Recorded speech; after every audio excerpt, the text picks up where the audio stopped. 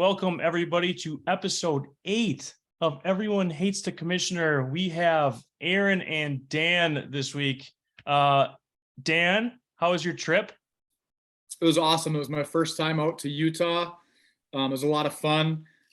Makes you think twice about the very, very flat state of Wisconsin. Yep. However, we did party a little bit, so I brought a little bit of Wisconsin with me, and I think we left Utah a better place for it. Sweet. Aaron, how are you doing this fine evening? Doing wonderful. Can't complain. Got a drink in hand, so we're doing good. No complaints on my side.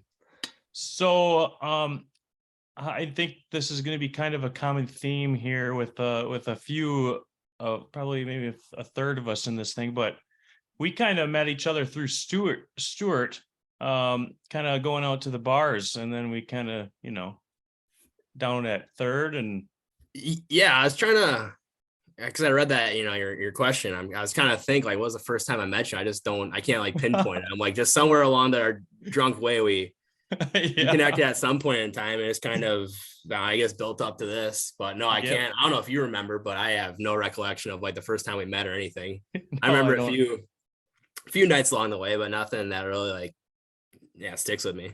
Yep, I think it was because we were all we were just kind of hung out in a big group, and it just kind of, I don't remember exactly when it was either, but we just all became good friends, and I'm glad that we did. But where are you from, Aaron? And what do you do for work? So like pretty much half out early. I'm from Fond du Lac. I guess right now I'm between Milwaukee and Fond du Lac. Trying to figure out life right now, but it's going good. We're looking up. But so right now I work down in Milwaukee at a company called Badger Meter. I work in their purchasing team. So I'm buying raw components and stuff. Nothing too exciting, but pays the bills. Nice. So that's kind of what we're doing right now. And I kind of mentioned to you I had a interview today. That's why I couldn't do the podcast last night. So we're looking to jump ship early. I've been this way for 2 months, and it's so boring right now. I'm just like, I need a little more adventure in my life. So, but no, It's going good. But good. Figure it out. Yeah. So what do you guys have going on this weekend? I got so Kai and Em, I think, are having a Halloween party. I believe that's Saturday night. I think we're gonna go out after. And that's all right. I got planned. Nice. Dan? Yeah, I was actually thinking about going back home, but my buddies are going way up north. They invited me, but not really feeling going that far up north. So I think I'm actually just gonna chill at home. Might go have little steak dinner tomorrow or something like that, but otherwise taking it easy. Got a hot date? There we go. Me, myself, and I. That's all you need. What we got any Halloween fits? Any Halloween outfits? I'm a cheap date. What can I say? I don't have anything this year because Kai and Em did invite me, but Dan, Jason is coming home this weekend.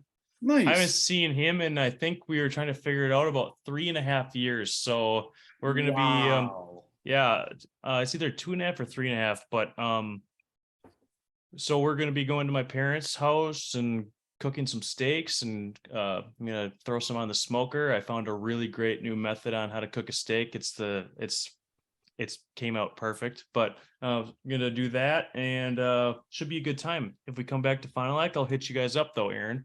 Absolutely. Well, make sure you tell Jason I said hi, because I miss that guy. Yeah, I will definitely do that.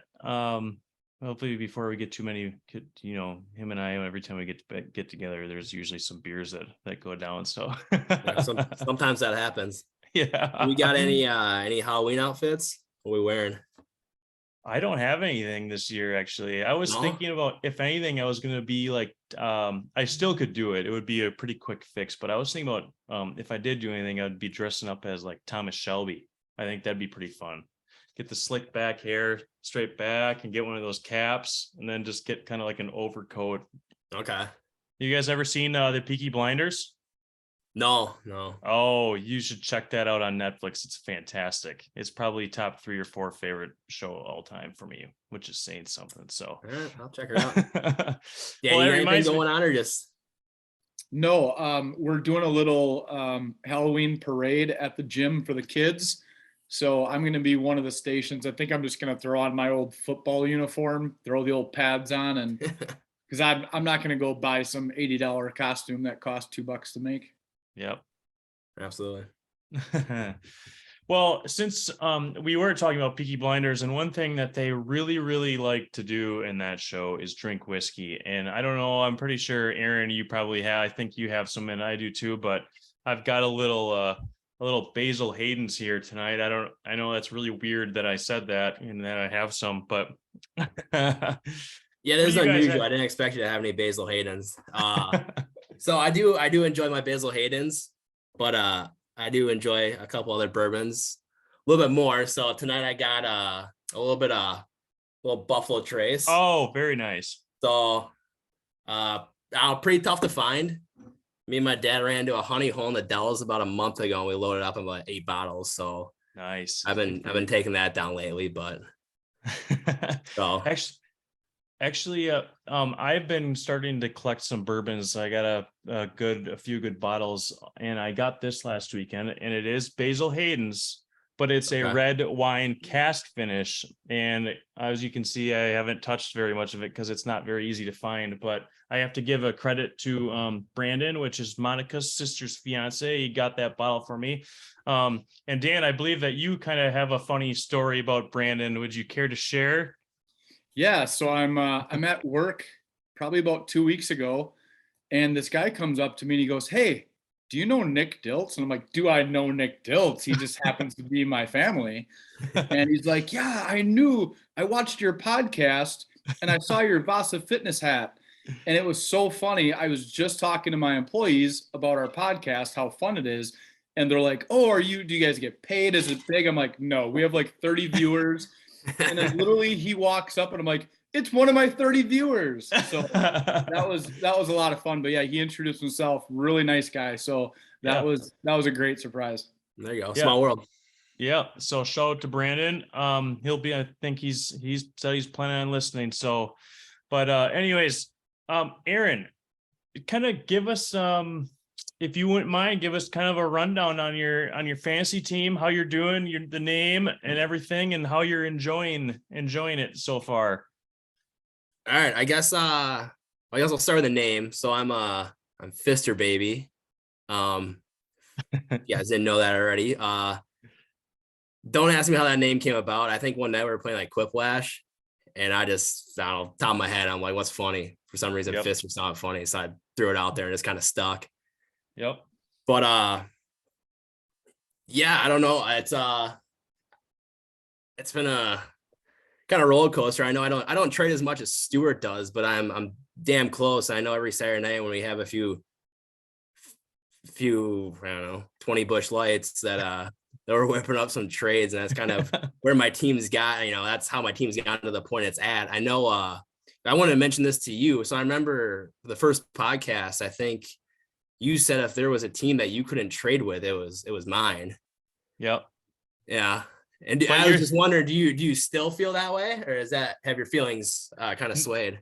No, and because it's funny because your team is drastically different from when you drafted it. So it's not that I hated it. I just, if I had to pick, I just didn't maybe see like, and you know how I like my long-term Yeah. planning ahead because with all the rookies and stuff, but I don't know I guess I can't remember what it looked like back then because it was 2 months ago that we did that. And like I said, there's been a lot of trades, but no, so it looks a lot better. And I think that it in my opinion, and I guess it shows with your 5-2 record because you're right up there at the top.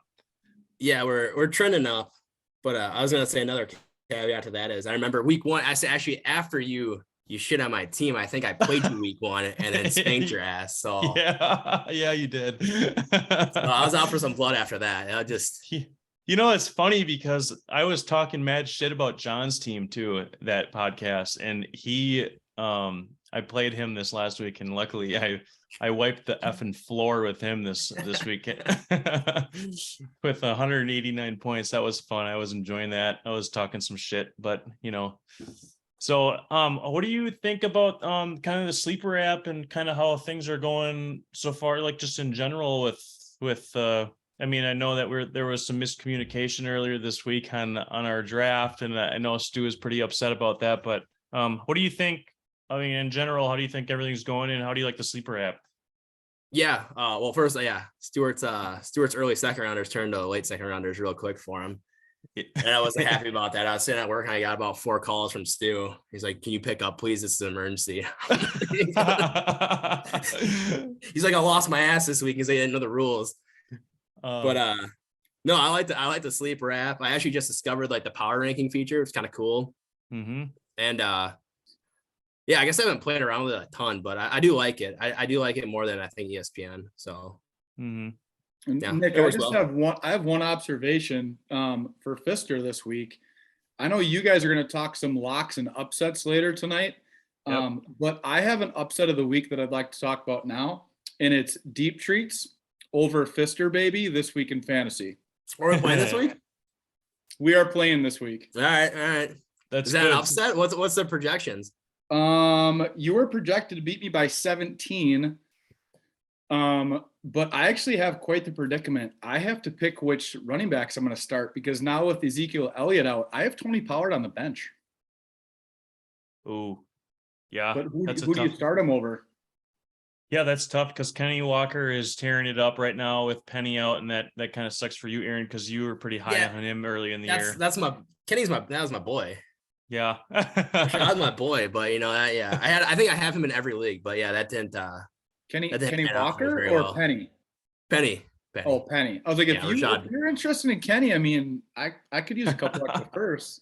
I mean, I'm always down to trade. There's nobody's safe. I think the only one safe on my team is probably Tyreek. I like Tyreek too much to not trade him, but otherwise, anyone's fair game.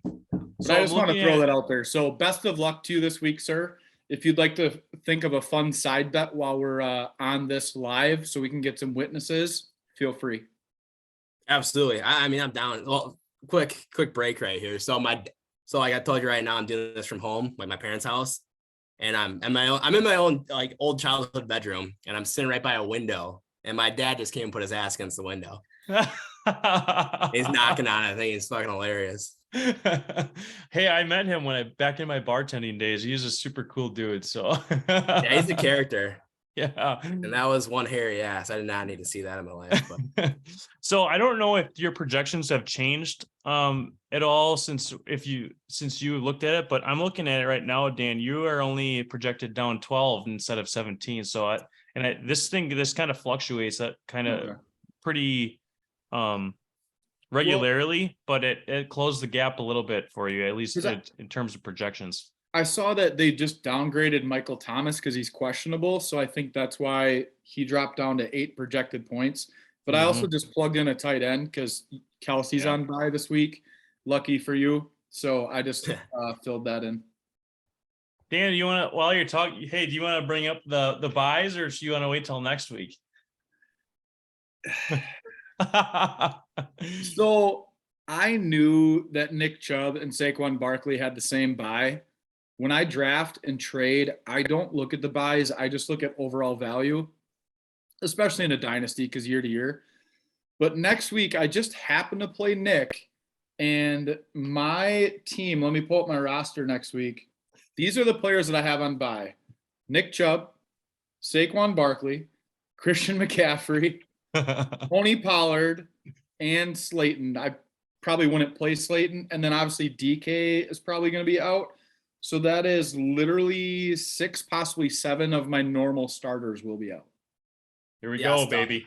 I think you just chalk up an L and move on next week. I think that's the best thing you can do in that situation. That's tough. But we're just going to get that L out of the way and then not after. Yeah, Move forward. And so it'll be nice to see the number 2 and number 3 seed as of right now beat up on each other a little bit. And so one of you guys are going to fall down. But hey, I actually wanted to say raise a glass to the last undefeated losing this last week, and I think that was Dan that beat him, wasn't it?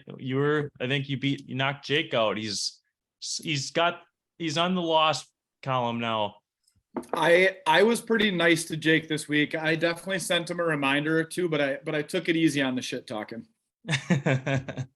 So what do you I'll let him guys have it.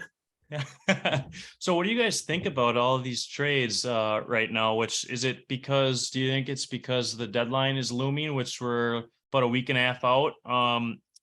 Or do you I mean, I know that like Stu had always said that he doesn't like stagnancy and he just likes to make some changes. But and then don't forget John, who I looks like he's punted on the season here and kind of just on bailed on a lot of guys that I think people would normally say they're untouchable. Yeah, I don't know. The trades are interesting. So I traded, like, I'll trade with Stu just because I know when I trade with Stu, like, I can get something done that's in favor for myself. Because he'll offer, first off, he'll offer me something like that's, you know, pretty lopsided to his end, but I'll keep doing like the I don't know, and then eventually it kind of sways. And he's like, let me give you something, maybe it'll treat you a little better. And then it usually kind of works in my favor. And I guess it kind of has to this point. I mean, I've given up a lot of draft capital, but I feel like I've gotten a lot out of it. You know, I'm winning now, but Yep. Your team top to bottom is like nasty. So yep. I would, if I'm like Nick knows, I want to be balanced. I want to have future draft with now, but win now, baby. yeah, I agree. I just don't like, I get the value in the draft picks. I don't know. I think I'm always going to be win now. I don't think I'm ever going to be like tanking or like looking for draft picks. I think I'm always going to be, trying to win now. Otherwise, I don't know what's the point if you're, I don't know. I just don't find it fun trying to tank in a dynasty league. Like, I mean, I could be dead by in 2 years from now. Like, who knows? Just That's very true. Yeah, John now has 3 first-round picks this year, along with his own second, which at this rate is going to be towards the top of the second round. But hey, he's buying into that that as they say, a heavy and a very strong draft class this year. And who knows? We'll see. Like it's those draft picks. It's like a swing for the fences, and just hope for the best because you never know what's going to happen. I mean, there's a handful of our first rounders in our draft that are already changed teams. Not in real life, but they kind of bounce around, and some of them just haven't really panned out at all. Carolina Burks. Yeah, exactly. Christian Watson not looking too good right now. I think he just needs to get healthy. But also, did you guys think that you could have gotten a little more for Jonathan Taylor than just 2 first-round picks, and also giving up Nyheim Hines? I actually texted John right away. I offered more than that for Jonathan Taylor, and his excuse was he didn't want to trade with me because my team is good enough already or something like that. I mean, I like that. Because I offered him a week ago 2 first rounders and Tony Pollard just for Jonathan Taylor. Well, I'll say Stewart. So last week when I made that Debo trade with Stewart, he was at that time he was tanking, but now he's all the way back in because he's got JT. So I don't know where he is. It's only a matter of time. I jotted down some notes, and I next to Stewart's name, I go, just no take, new team next week. It's gonna change in 2 weeks, so we'll see. He'll be tanking it in a few weeks from now. Nick, should I put up like a live graphic when we shoot of how many trades Stu has made, like a tracker? Yeah, we should. And just have the ticker going. You should have like a whiteboard behind you, and then it says Stu's trades, and then it'll just grow over each week. Well, we should add that. That'd be fun. But okay, so I actually I got into the Fantasy Pros, and it's got some projected standings, and you two, I will have to say that you guys are more than safe right now. This is projected anyways with the league analyzer, but it has you guys at 2 and 3, just like you are seeding wise right now, and you're both going to finish off at 9 and 5 with a 95% chance to make the playoffs. So that's looking really good. Now I'm looking at week 8 rankings. Aaron, you're number 1. So, and Dan, you are at 10th right now. This is just week 8 rankings according to the analyzer. This is not me talking. So, and then I'm at 4, and I'm playing Brian this week, who's at 3. So that could if these guys, these experts know what they're talking about, that could be a good one. And then I did want to touch on this while we're talking about the league, dynasty rankings, where it has it. Actually, all three of us are doing really, really well. Dan is number 1. I am at number 2, and Aaron, you're actually at number 4, so not too far behind. So they're saying in terms of dynasty, not looking too bad. I'll take it. Yeah, absolutely. Yeah, honestly, Aaron, when Nick and I were talking, I thought everyone did a really good job on the draft. I felt like you could tell. I like the setup of our league because with the 2 flexes, you can really do a lot of different strategies. Yep. And I really liked everybody's team, but I'm going to be honest with you. Your team was not one of my favorite teams on draft day. But if I look right now, I honestly might pick your team right behind my own. I'm obviously a little biased towards my own, but man, I like your team a lot.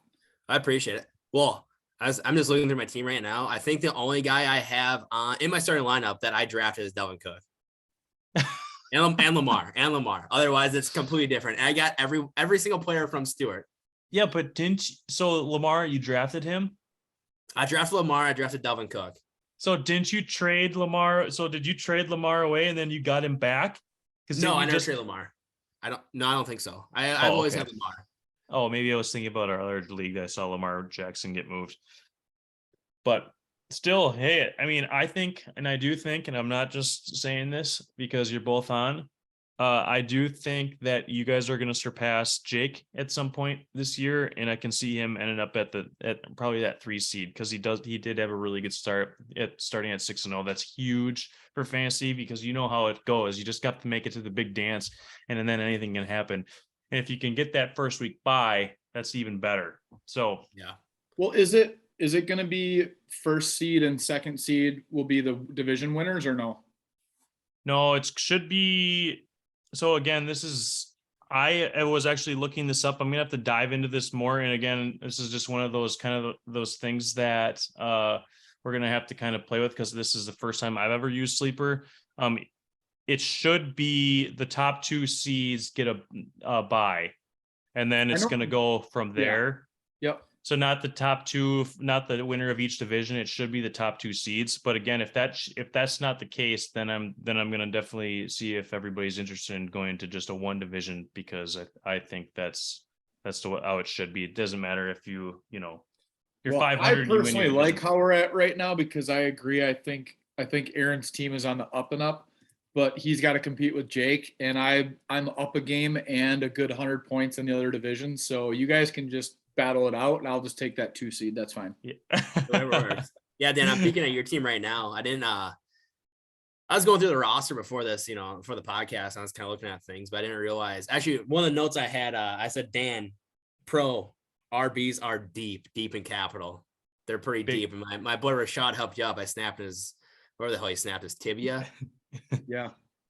But yeah, you're looking good. I mean, if you can figure out one more wide receiver to pair with DK, really, you're dangerous. And luckily he doesn't need surgery. And he's young enough too, where you can sustain for a while, which is really, really big. Yeah, I think the scariest thing for you in beginning was Christian McCaffrey, Saquon duo. That's kind of scary with injuries, but it's panned out so far. Hey, you got to risk it to get the biscuit, baby.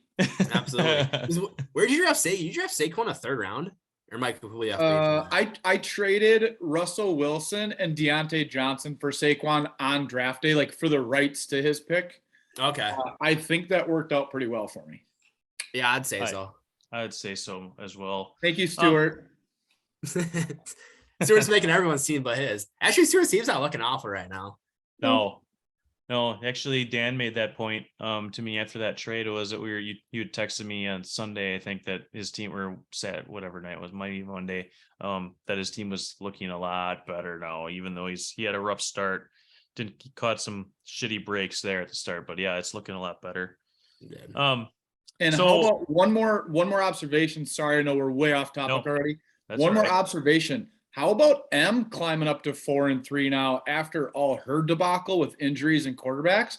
She beat me 2 weeks ago and then won again this week to be 4-3, and now her team is healthy, so she could be up and up as well.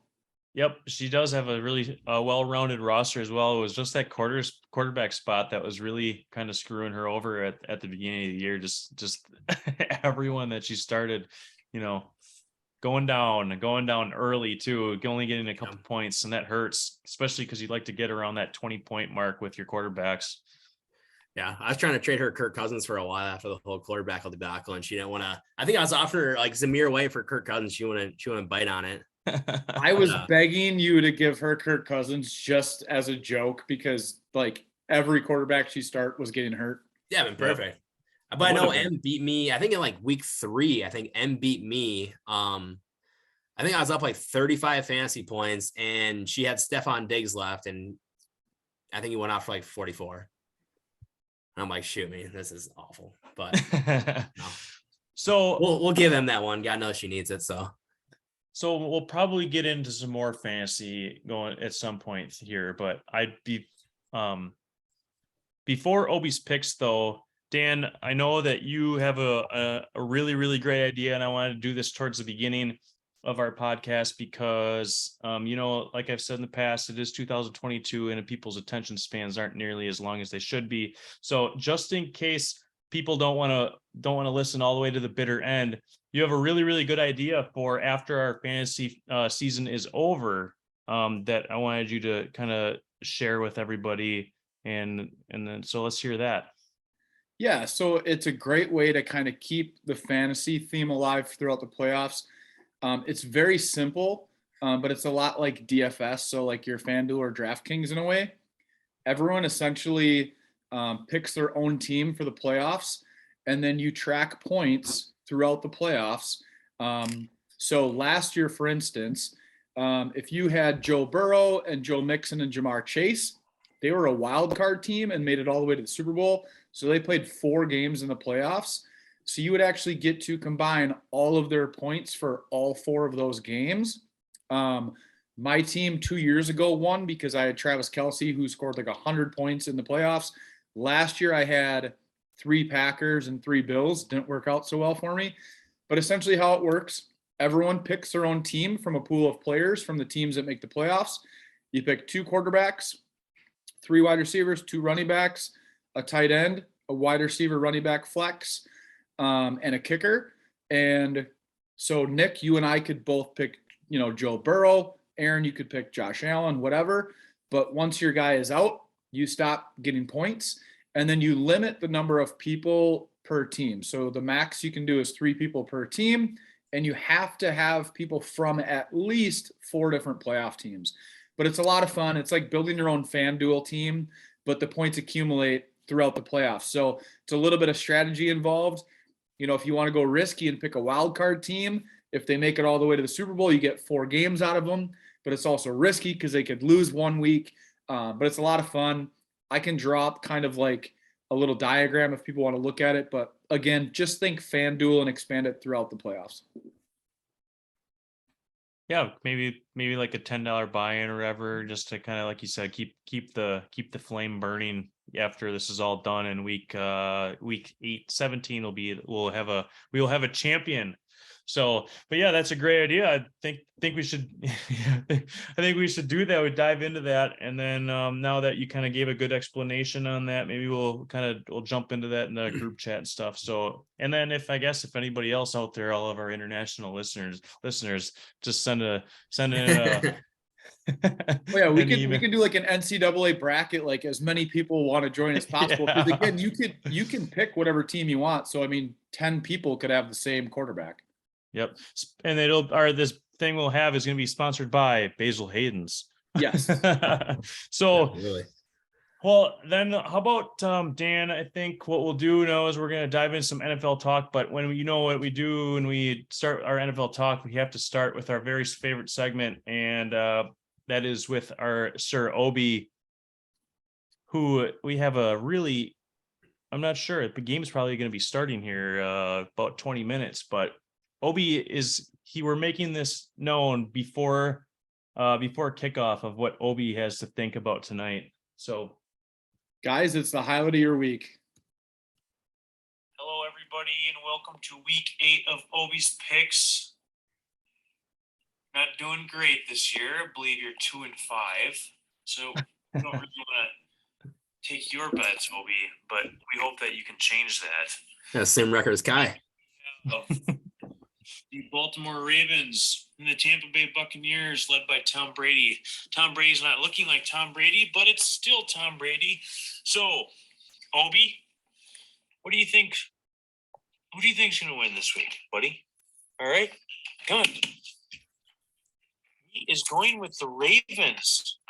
Going with the Ravens this week. That's a wise pick.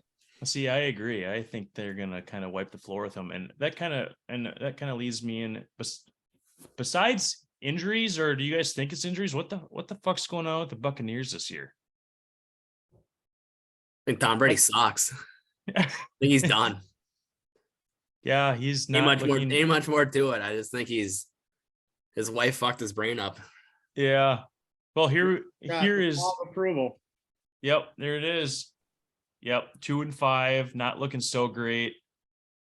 But hey, he's new to this whole betting thing, and there's a little bit of a learning curve when you're betting on sports, and he's just gotta get a little more practice at it. There's always a learning curve. Nick, do you have an announcement? Do you have another house member?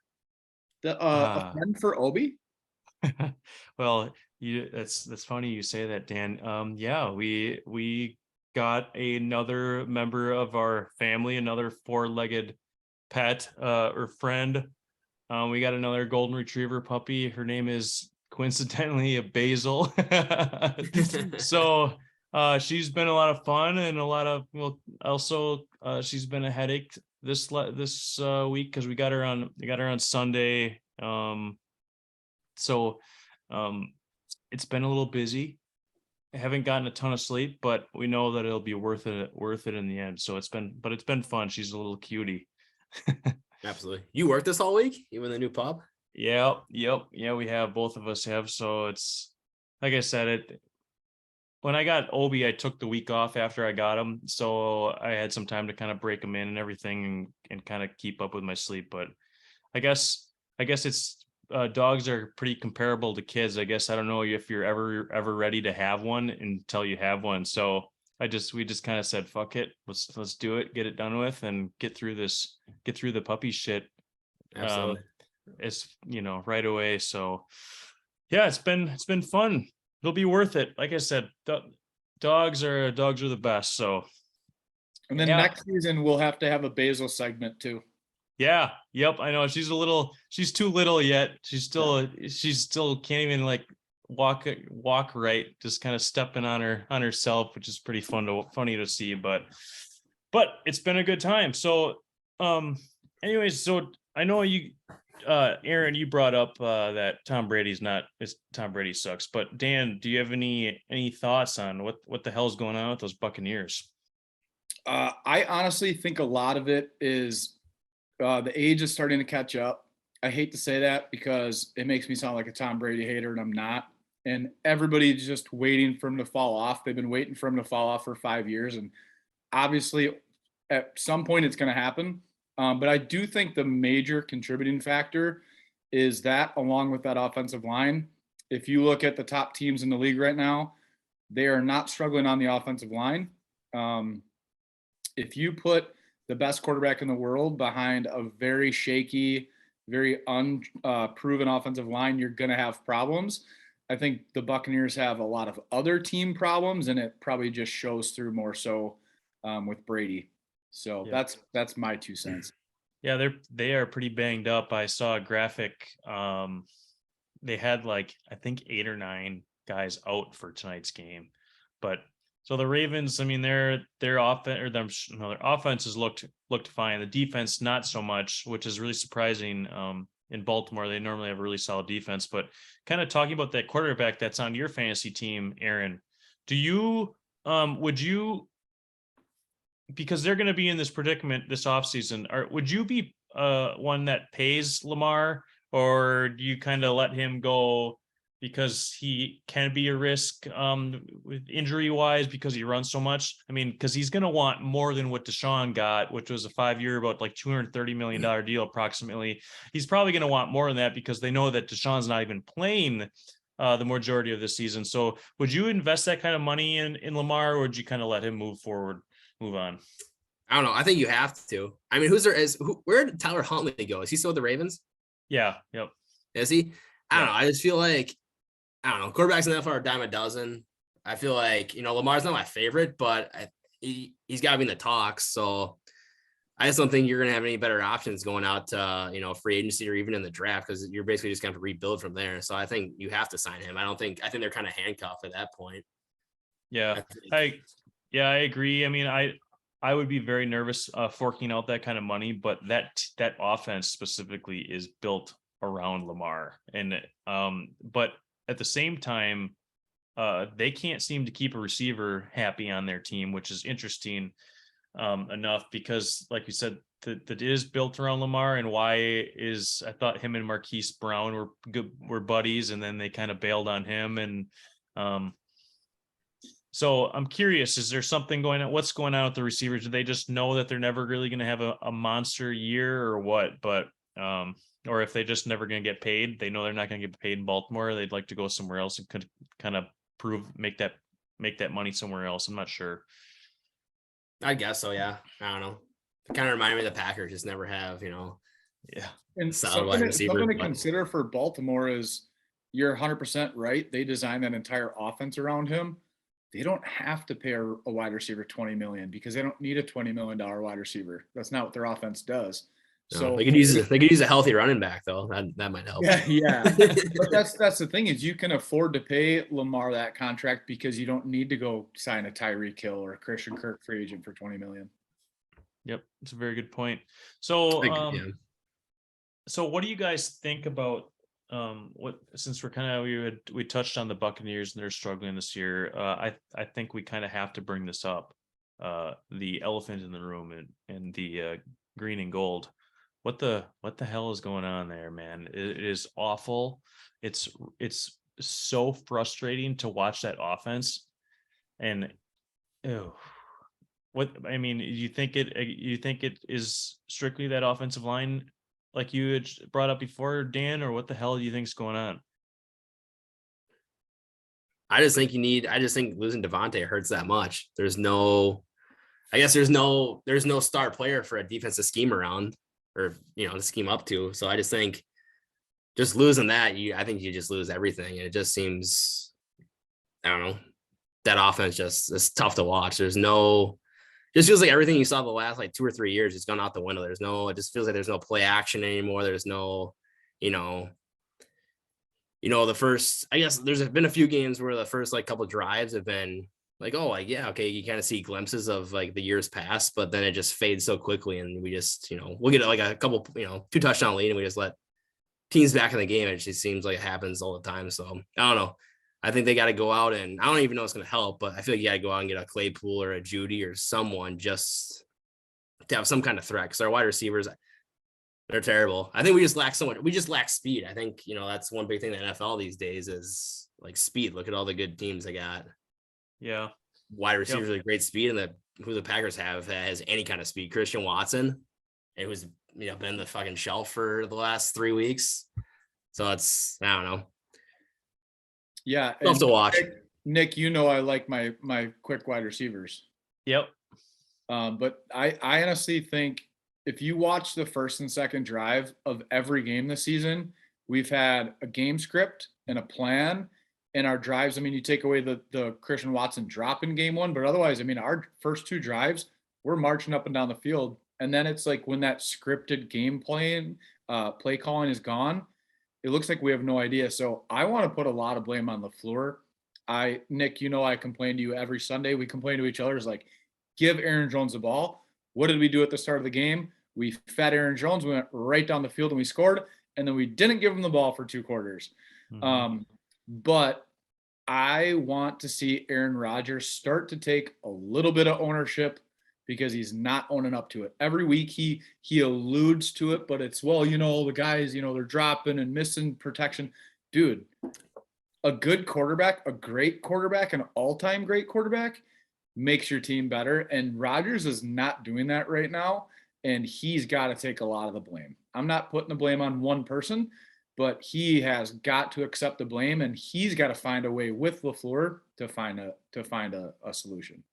Yeah, and I do think that that's like you brought up that starts with running the football. I think last week it was a close game. It's not like they were. I mean, they weren't losing by a significant amount to just completely throw out the run game. And I think they only had like 14 or 15 rushes between Dylan and Jones. And that can't happen. And I understand that you gotta throw the football and you gotta kind of spread it around and stuff. But those two guys, I mean, I feel like we should be handing the ball off a minimum of 25 times a game. I mean, that Aaron Jones gets just a little bit of space and he's such a hard runner. Yeah, I think that's pretty foolish. Yeah, for sure. I think AJ Dillon only got like 4 touches last week. Was like 4 for 15 yards. It's just that's actually stupid. It's actually what I'm trying to look up right now in Sleeper to see AJ Dillon's rank. It's probably not great, but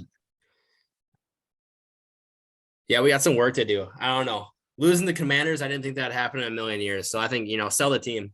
I asked Stuart, he has one of the shares of the Packers. I said, can you sell that back to him?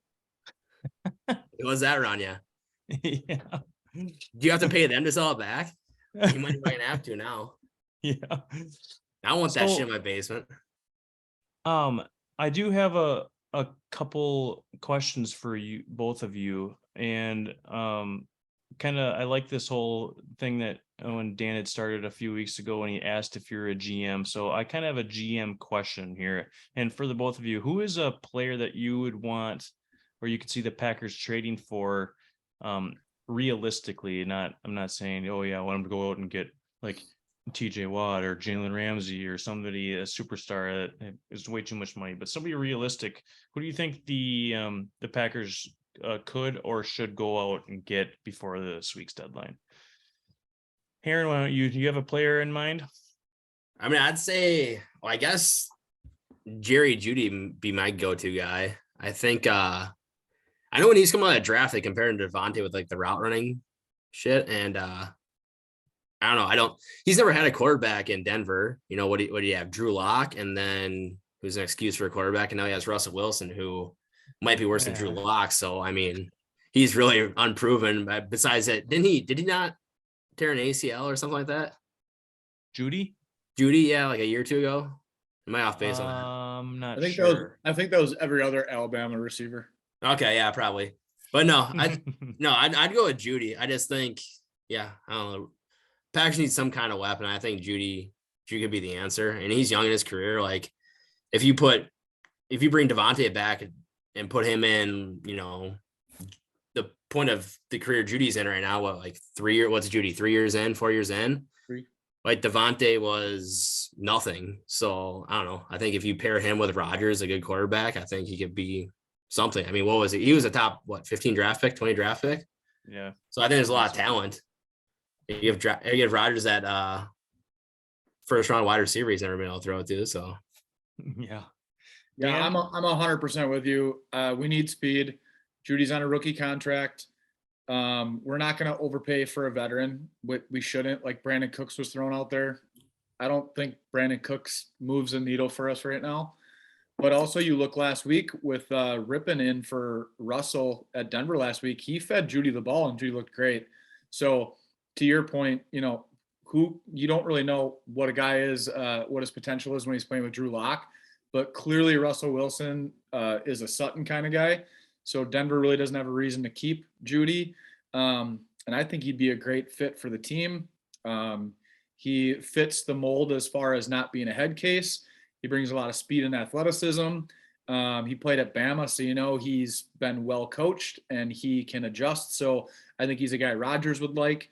And I think he's a guy, if he pans out the next year or two, he's a guy that, you would definitely consider extending. So I'm with you 100% on Jeudy. Yeah, I'd agree. And I guess I could say Claypool, big body receiver, but I just feel like the Packers have had that in the past and it just doesn't work. And we do have it with Tunyon and Lazard. So I don't think you're adding enough variability in the offense. I agree. And look at the NFL these days. It's, the cornerbacks are getting bigger and faster, and these bigger wide receivers aren't as effective. It's speed now. If you can burn that quarterback or cornerback, it's a whole new ball game. Look at anyone. I mean, look at Tyreek Hill. Like, the dude's literally looks like you're watching a video game every time he catches the ball. It's just Nick, what do you that think? kind of speed in the Packers? Just I can see you later. That's why one of my fantasy team. It's fun to watch them. Nick, are you still hopeful for Christian Watson? Or are you nervous about the injury? And how do you feel about Dobbs being kind of a roller coaster?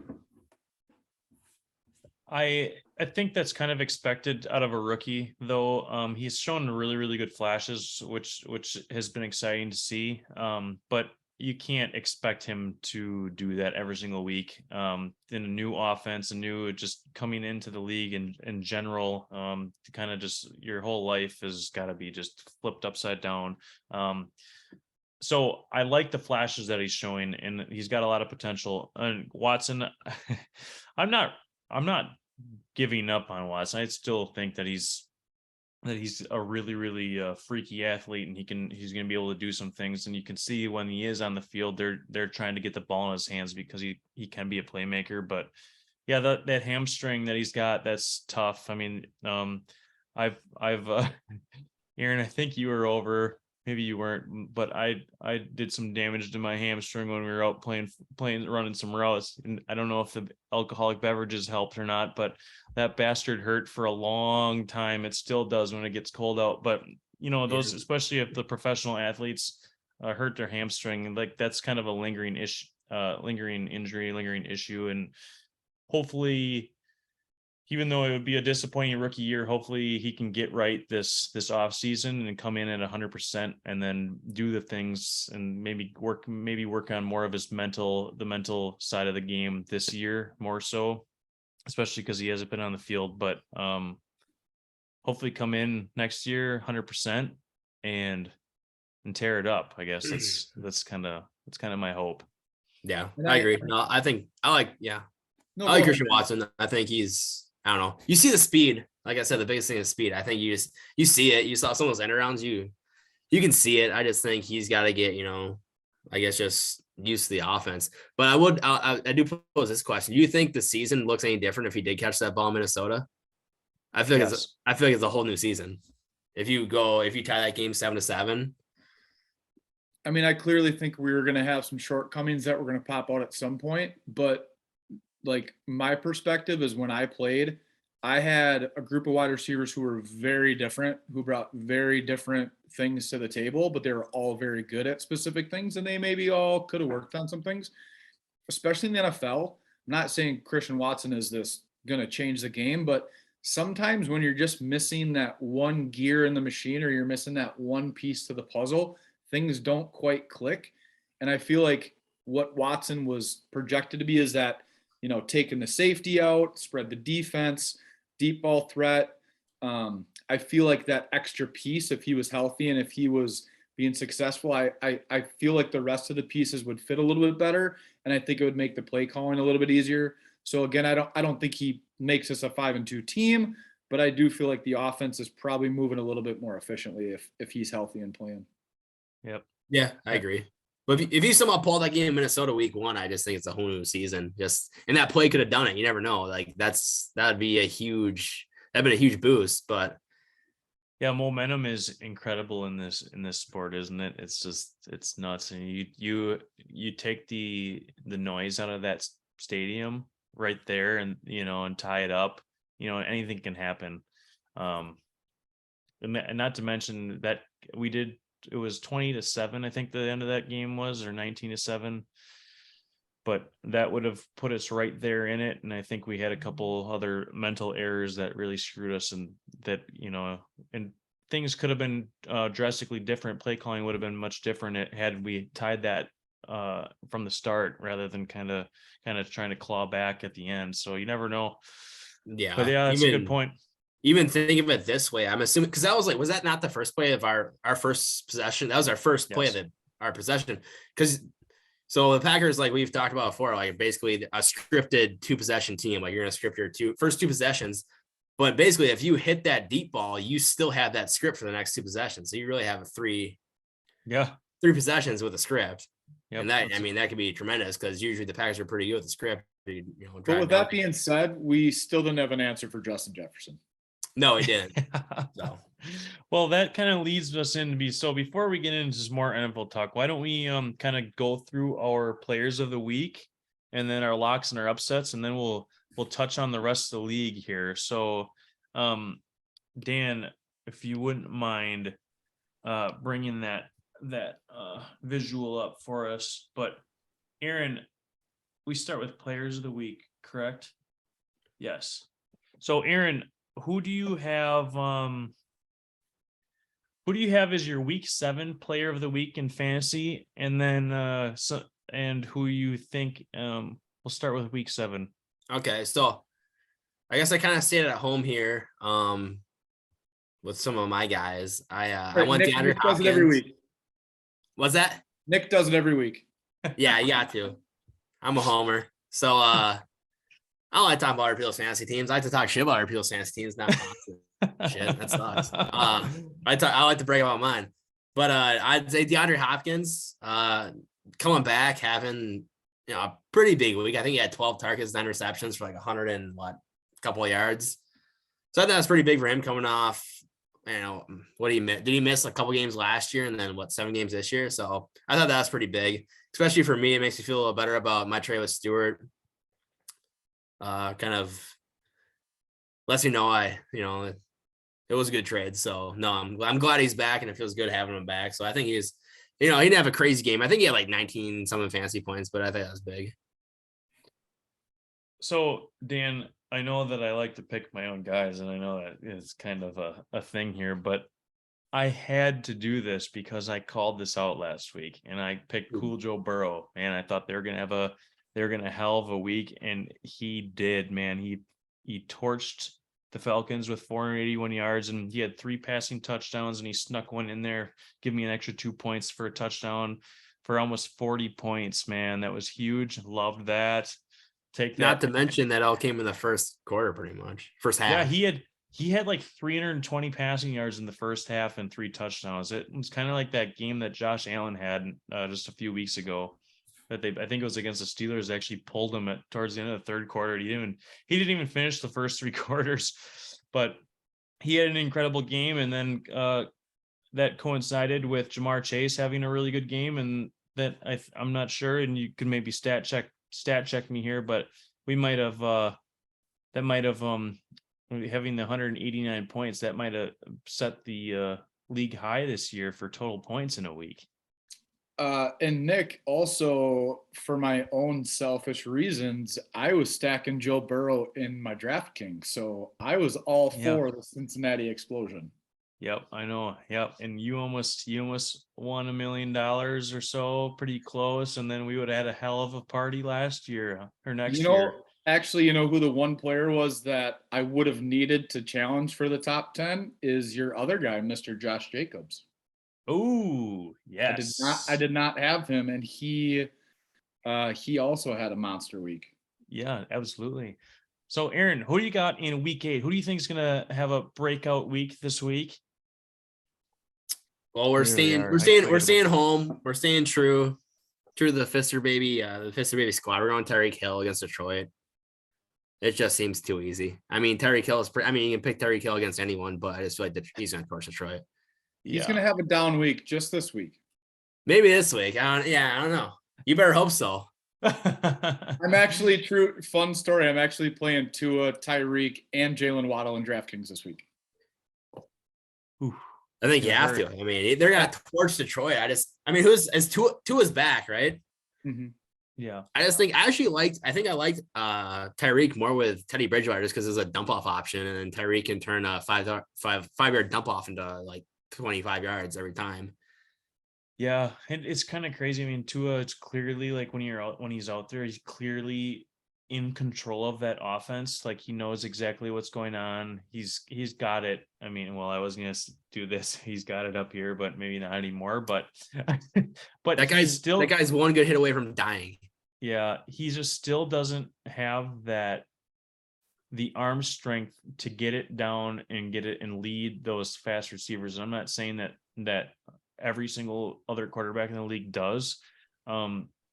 But you can see how a couple of those, when it's on Tyreek or even Waddle's almost as fast when they're on that fly route and they kind of have to come back and try and get that ball. It's too bad. It's too bad that that he doesn't lead him a little more. He'd be walking and he'd be putting up the peace sign a lot more than you'd think this year. But I'm gonna go with Justin Jefferson. I think JJ is gonna have a hell of a week this week, and we're gonna against the Cardinals. Those two wide receivers are gonna have really good matchups. Those DBs are, especially like you said, Tyreek against the Lions, and the Lions are struggling on defense. That could be a really exciting game for Miami. But Justin Jefferson is so good, and the Cardinals are struggling pretty badly this year, and I think JJ is going to have a hell of a week this week. Dan, do you have anybody in mind? Anybody that catches your eye at all? Everybody on my team that's playing against Fister. Yeah. Yeah. Good luck, Chief. No, I really am conflicted because I love my 4 starting running back so much, but I really feel like Tony Pollard might just go absolutely bonkers this week with Zeke out. I just don't know if I'm going to be able to play him. I don't know who I can put him over, but Tony Pollard might have 200 on the ground, or 200. We'll say 200 total just to be safe this week. I'd say sprinkle him in for Saquon, because I think Saquon will snap his femur this week. Oh. Hey, I swear to God, if Saquon breaks his leg this week, I will find you. I have Saquon in every league. He's my favorite non-Packer player in the league. I will be very upset if that happens. And this whole Tony Pollard thing, Aaron, you know Dan's shopping him, and that was his sales pitch. He just put that out. He put that out there for everybody to hear. Everybody listen. So that is the sales pitch for Tony Pollard. Apparently, well, actually, I am owner biased. I've had a ton of trade offers this week. You know, for my Carolina backs, for Pollard, for Kenneth Walker, Nick threw a little dabble out there. I just value Tony Pollard way more than everyone else right now. So I hope he runs for 200. And then you get that first round pick or something for him. That'd be too bad. I'd also probably sprinkle in maybe because good thing you got DJ Dallas on your bench. Maybe put him in for Kenneth Walker when he snaps his femur. I don't know. What if we have 2 snap femurs in 1 week?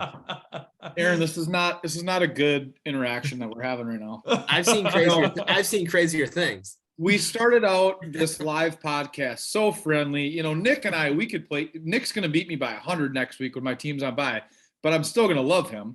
And he's going to talk shit, but it's going to be fun. You and I right now, we're beefing? I think we're beefing. I like it. That's what I came in here to do. No, I'm like, Aaron, you know, I really like your team. You got a lot of potential. You know, we'll see each other. No, you can. I hope your team sucks. Thank you. Hey, I said some good things about your team too, but I'm just hoping there's some snap femurs this, maybe this week. Also, Aaron, you might not know this. I broke my leg playing football in the middle of my best season ever. So that hit another nerve. So I don't want to. Okay, now we're really beefing. I'm hoping when I'm in the, I guess, championship semifinals and you will your way there, maybe we'll have another podcast where we reconvene and we'll see whose femurs are not snapped and are snapped. We'll know it's rigged. We'll know it's rigged on the podcast if Nick plays me in the championship. Yeah, exactly. Yep. And now that I say that, I bet let me look at my team. I bet Derrick Henry probably snaps his femur this week. And that'd be some shit. That guy's made of adamantium. He's not going to break anything. Yeah, it's true. Who could on my team snap their femur? Tyreek. I don't know if that guy gets hurt either. I think Delvin Cook's a femur snapper for sure. I've seen one. That's too funny. It really we'll see. is. It's good. Actually, Dan, by the way, as we're dicking around here, I readjusted my lineup. For some reason, I wasn't playing Raheem Mostert, so I think I'm favored. What did we say at the beginning of the podcast I was favored by? He said 17, and then when I looked, when we was talking about it, it was at 12. What is it now? We're back at 16. Okay. For some reason, I don't know what I did. Maybe I've been drinking too much, but yeah, you You didn't have Delvin Cook in the last time I looked, and I wasn't No, going to say anything. I didn't because it was Delvin Cook's bye last week. Well, I wasn't going to say anything because nobody wanted to remind me that I forgot to put my defense in last week. You want me to take him out? I'll beat you anyways. Whatever. It doesn't matter. It doesn't Hey, matter. can we go back to Pollard for just a quick second? Pollard? Yeah, just a quick second, Dan. Is it, without giving too much away, could you give us an idea of what you're looking for Pollard, since you said you do value him higher than everybody? Yeah, so I was very transparent with people. Like, I've had a couple people like, hey, I'll give you a third rounder and a wide receiver, third rounder, tight end. I'm not saying the offers are bad. Everyone's trying to make their team better. No one, like, we're all smart, so no one's really getting screwed. And I'm not asking for like the number one overall pick next year, but I really feel like Pollard, I said a second rounder and a serviceable wide receiver, meaning somebody that I could start. And doesn't have to be like a JJ or, DeAndre Hopkins, but a wide receiver that I could start if needed. I felt like that was fair value. I had a couple that got close to that, but honestly, I wanted to talk about this later. I have a graphic for it. I really feel like our league is undervaluing the running back position way too much. Yeah. And the reason why is because wide receiver, as much as wide receivers can score more than a running back on week to week, you don't get the consistency, and the wide receiver position is so deep. So I'm not going to lie. I would rather sit and hold on to Pollard just as a bench, because running backs do get hurt. Pollard is worth more than a second rounder to me at this point, just being an insurance policy. So after he runs for 200 this week, I would take him for a first or a second for a starting wide receiver. All right. Well, thank you. That answers the question. Well, we said we're going to trade down this podcast. How do you value Deontay Johnson? I love me some Kenny Pickett. I am not attaching myself to any Pittsburgh wide receiver. If I had to attach myself to one, I would say George Pickens, but I'm not willing to pay the price that John thinks he's worth.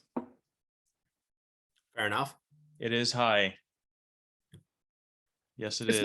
It's not unreasonable. I mean, he spent a first or an early second on him. So, John's not being unreasonable.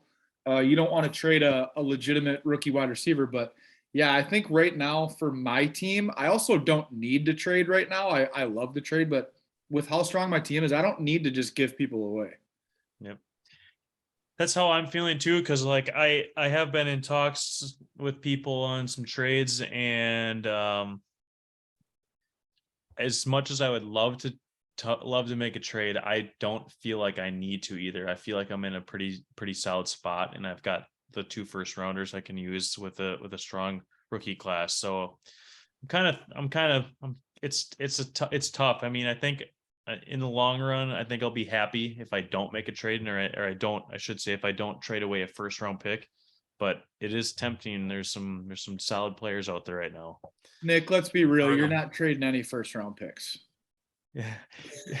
I think it's going to be like half our league is going to end up with half the first round picks. That's how it's going to work, or all the first round picks.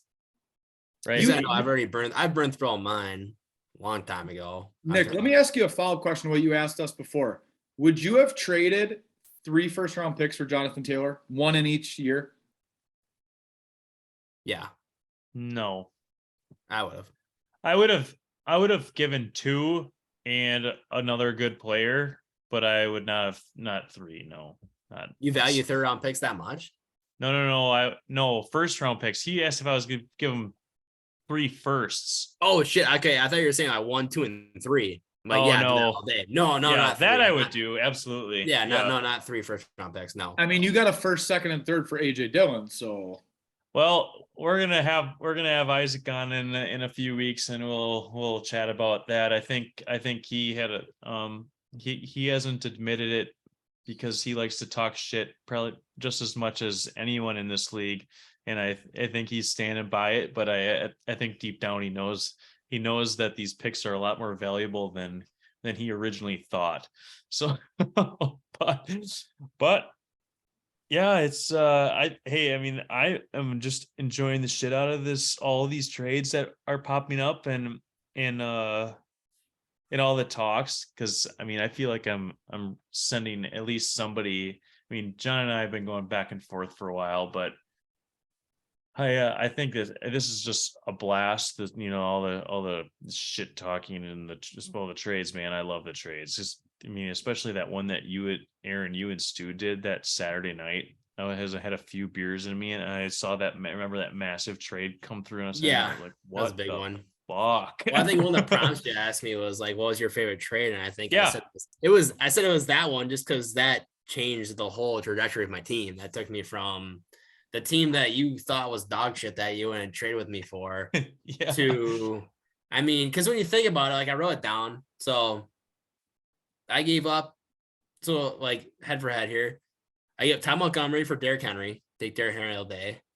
You go Terry McLaurin for Tyreek Hill. You take Tyreek Hill all day.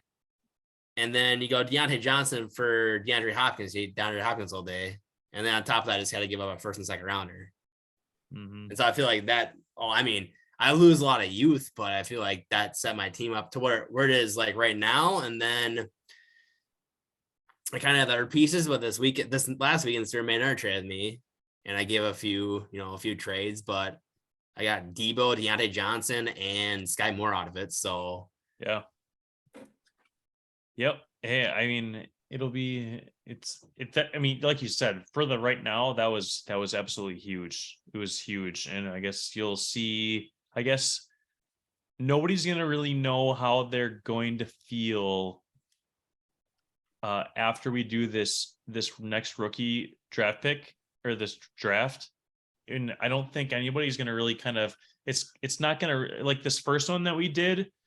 Yeah, it was fun, and there was a few moves and everything, but I think this next one is gonna give everybody a real sense of what it's like on a yearly basis, because that's the only way that your team is gonna get younger, unless it's through trade. So I think, I mean, because you're not going to have a first rounder, Aaron. So that might hurt you a little bit. You might be like, oh, damn, that really sucked. I wish I would have had a first. So then maybe in the future, you might rethink about trading first. And then, I mean, and then the opposite for others, like John has 3 right now. yeah. He might be like, damn, I like this a lot. I hit on them. This is something that I want to pursue more. Or he could miss on all 3 of them and say, fuck this. I'm going to start trading my first rounders for kind of something like you did for some players that are proven in the league. So it's going to be really interesting. I think after this first draft class, everybody's going to get a real sense of how to value the rookie picks, but we're still 6 months away from 7 months away from that. But yeah, so I feel like I feel like this year kind of skewed us because there is no like clear cut number one. Like you could say Breece Hall, and he's kind of panned out. Besides, he fucking tore his ACL. Like, yeah, it's too bad. Yeah, too bad for him. Too bad for whoever drafted him. Kind of sucks. Yep, Should have took Traylon Burks first overall, just like second. But we won't talk about that. But I think it's hard because there's like this year there's no clear cut number one. There's not like there's a Saquon out there like he's gonna come in and just put up numbers. Yeah. So right. It'll be interesting in the years to come because like who's like the next coming like Saquon? Isn't that Bijan Robinson? Bijan Robinson from Texas, yeah. Like he's the next up and coming. Like whoever gets drafted, he's probably going to be their certain boy. So he is a 3 down. He's going to be the real deal, I think. Yeah. So I agree, and I guess it's just going to be, and the beauty of this, and we're going to have to find a way to eliminate this super tanking. Like, how do you go? I guess that is like why we have a punishment. So, I mean, I don't know how people are going to feel when there's the 2 people in the toilet bowl, right? So whoever loses that game has to buy the keg for our next year's party. But what happens if they just like throw in a bunch of scrubs so they lose on purpose so they can get the first overall pick, or however that works? I wonder how people are going to feel about that. But I guess at that point, what do you do? I don't know. It'll be interesting to see how that all plays out this year.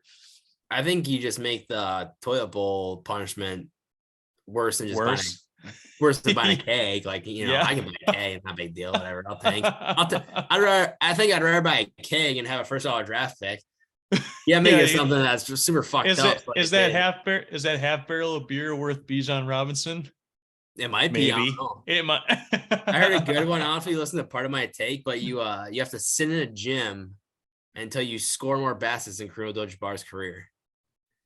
It's like, what is that? Like 36,000 points? You have to sit in a gym until you shoot. I mean, you can count 2 for every point, but that means you have to 18,000 baskets. I have keys to a gym.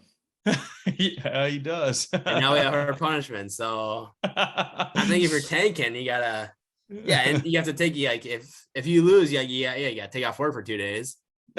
Yeah. Well, that's it. So you gotta take off work for 2 days, and you gotta go fucking shoot in a gym for 2. My employees be like, I think this guy is spending the night.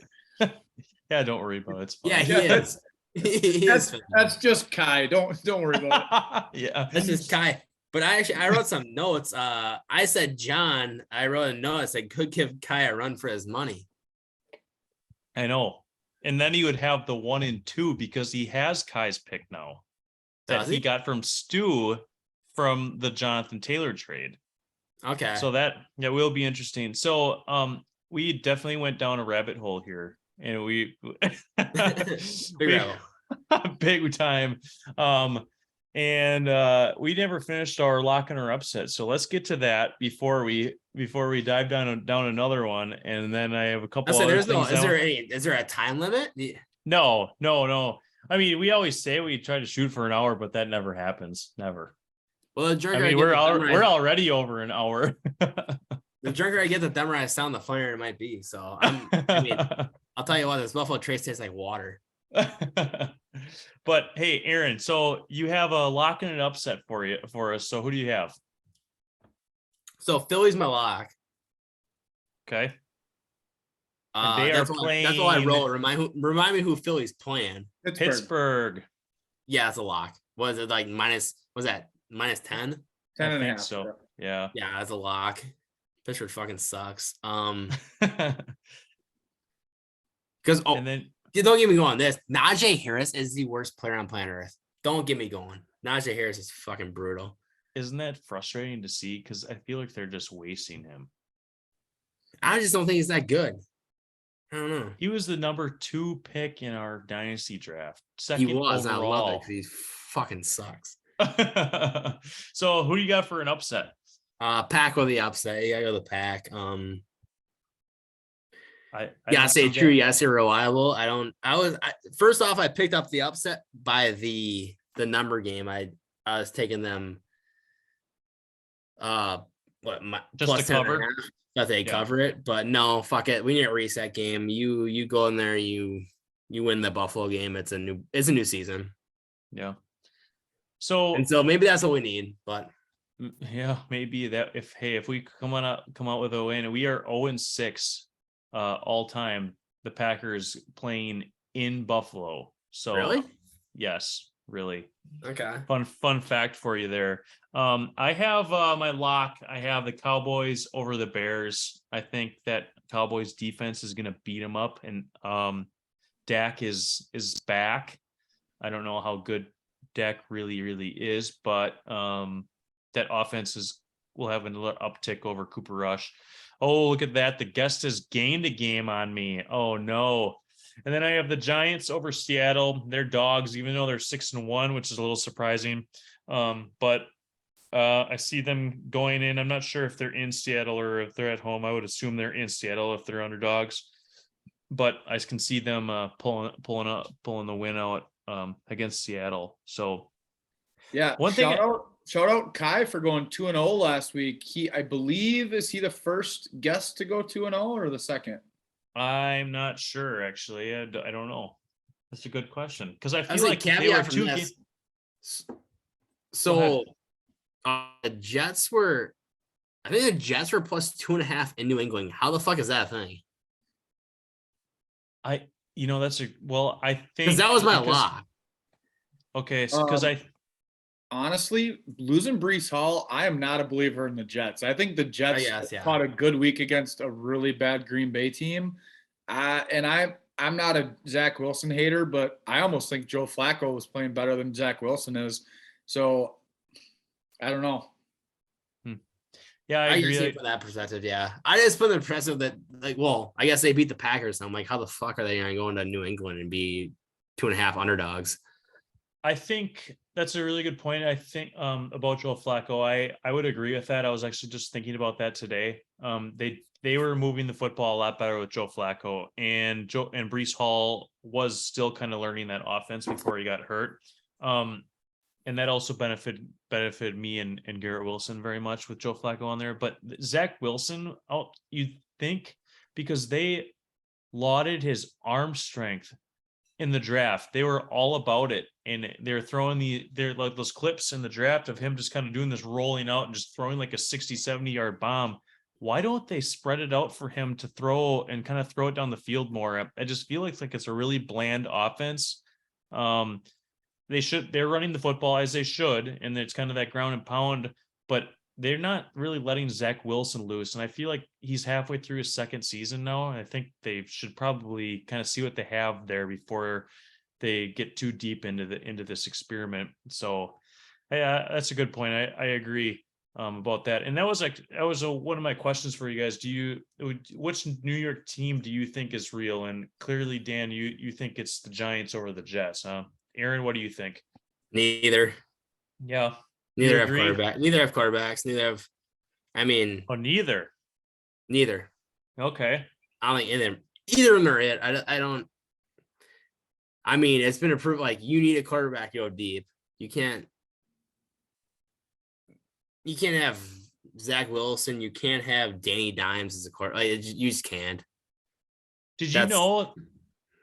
And we were just talking about Najee. Did you know that Daniel Jones has more rushing yards this season on 42 less attempts than Najee Harris? Yeah, because Najee Harris is the worst running back in the league. I'll go to my grave with that one. So we're trying to make a trade for him in our other, like, Cody. You're in it, Cody's fantasy league. You try to make me a trade in there, and I'm like, no, I don't want fucking Najee Harris. He sucks.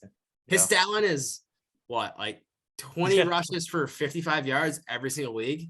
Yeah, mixing a touchdown every third week. He's so bad. And I don't know if it's him or just Pittsburgh, but I don't like him at all. It's the offensive coordinator, Matt Canada. I think he is actually there's rumors that if he doesn't make a drastic improvement this week with that offense, that he's gonna be gone halfway through the season. So that's gonna be tough on Kenny Pickett, being a rookie. But hey, at the same time, it might benefit him in the long run. So hey, I wanted to ask you guys: have you seen these stadium renderings for the Bills and the Titans?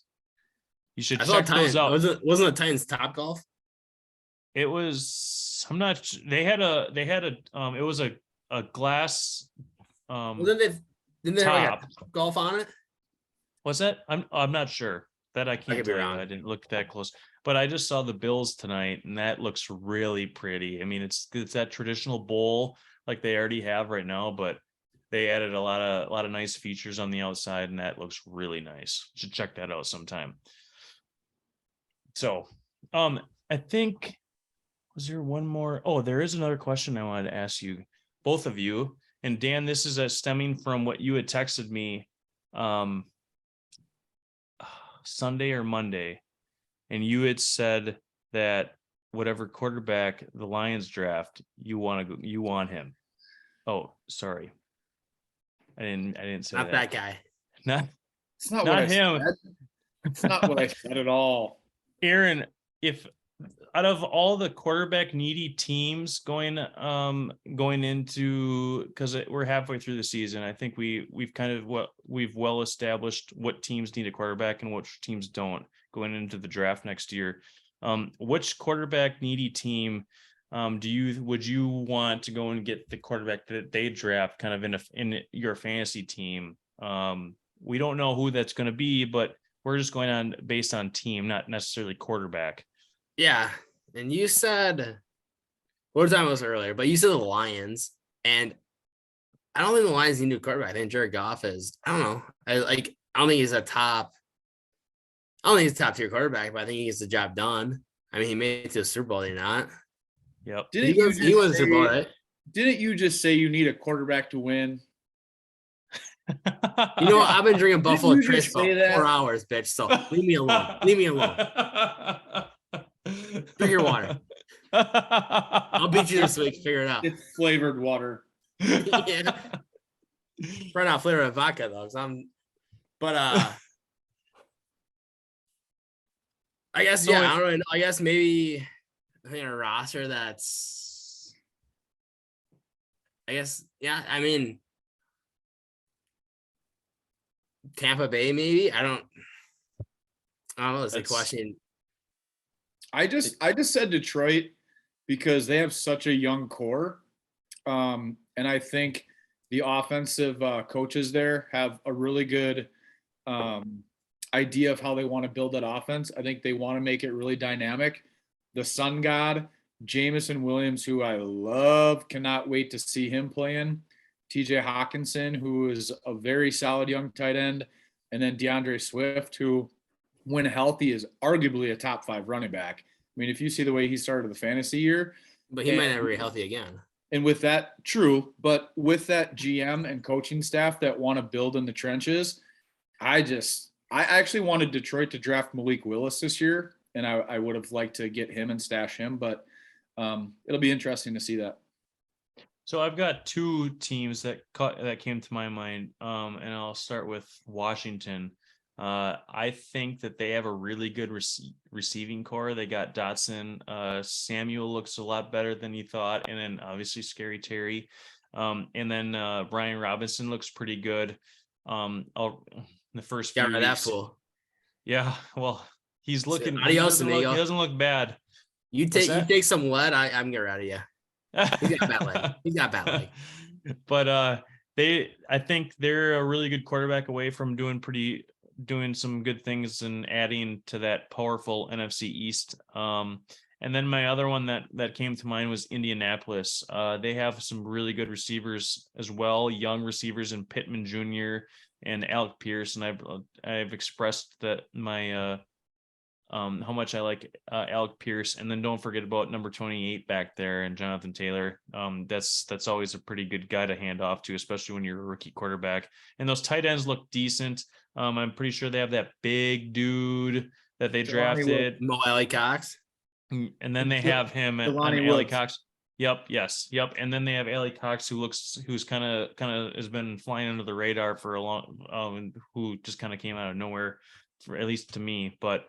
Those are the 2 teams that I think if they can get a good quarterback prospect, they'll be fun to see. I think they'll be stepping into some really good situations there.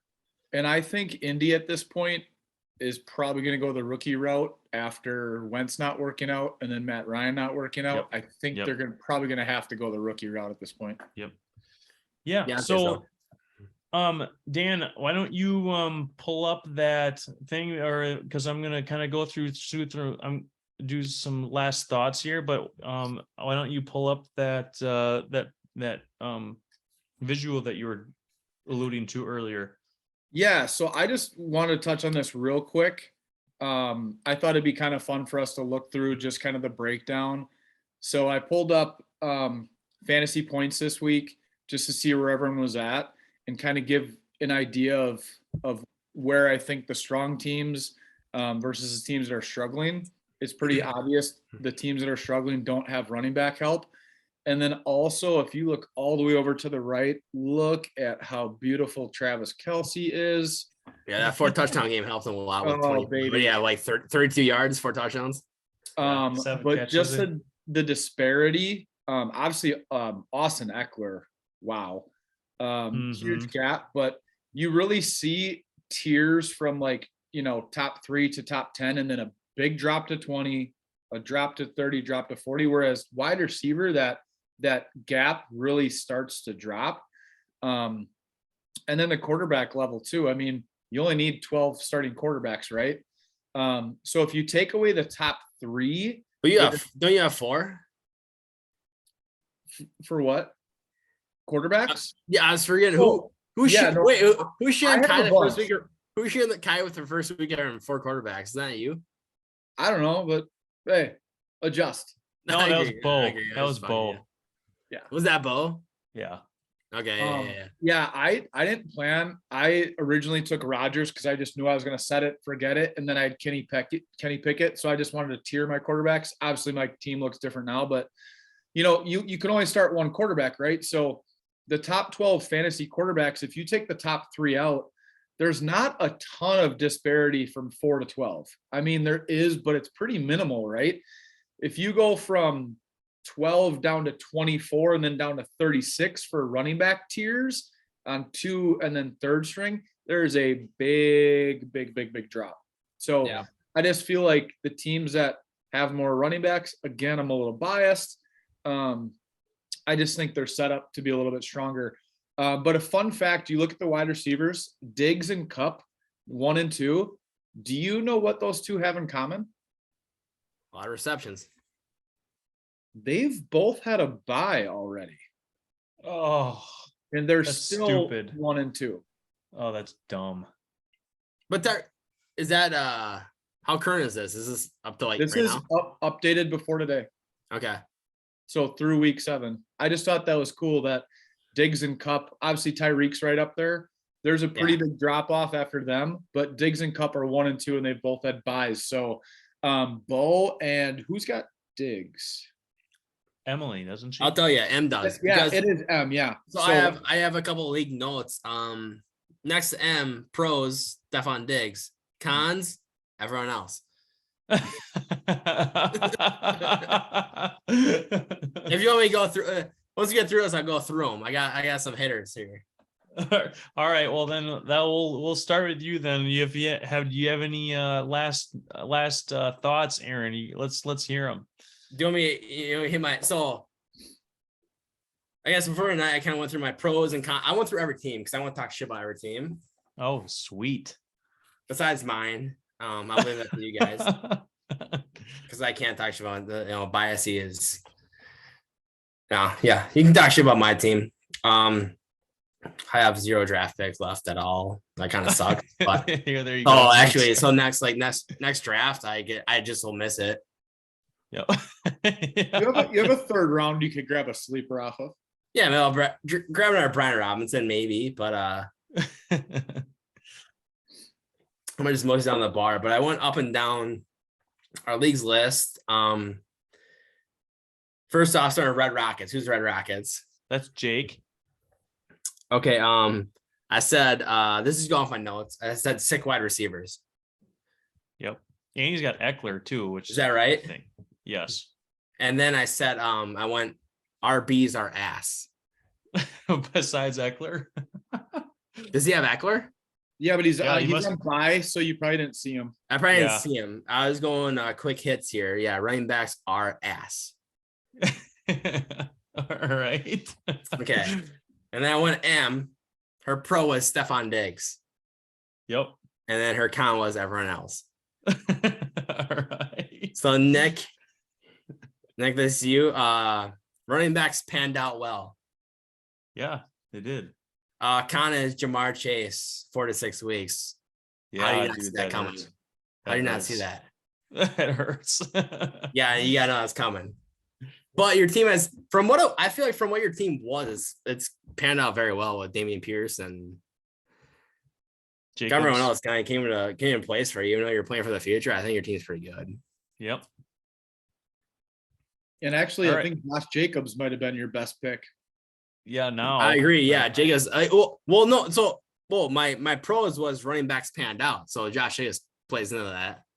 He started off really, really slow because it's like Josh McDaniels didn't really know how to use him, or he didn't think he fit in his scheme for whatever reason. And then he just had that game wasn't really great, but they were winning the whole time, and he just kind of handed him the football and just kind of powered through everybody, kind of just pounded everybody in the second half, and then they're just oh shit.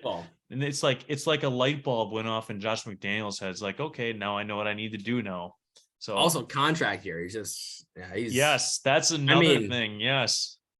I mean, he might be, I'd say he's the best running back in the NFL right now.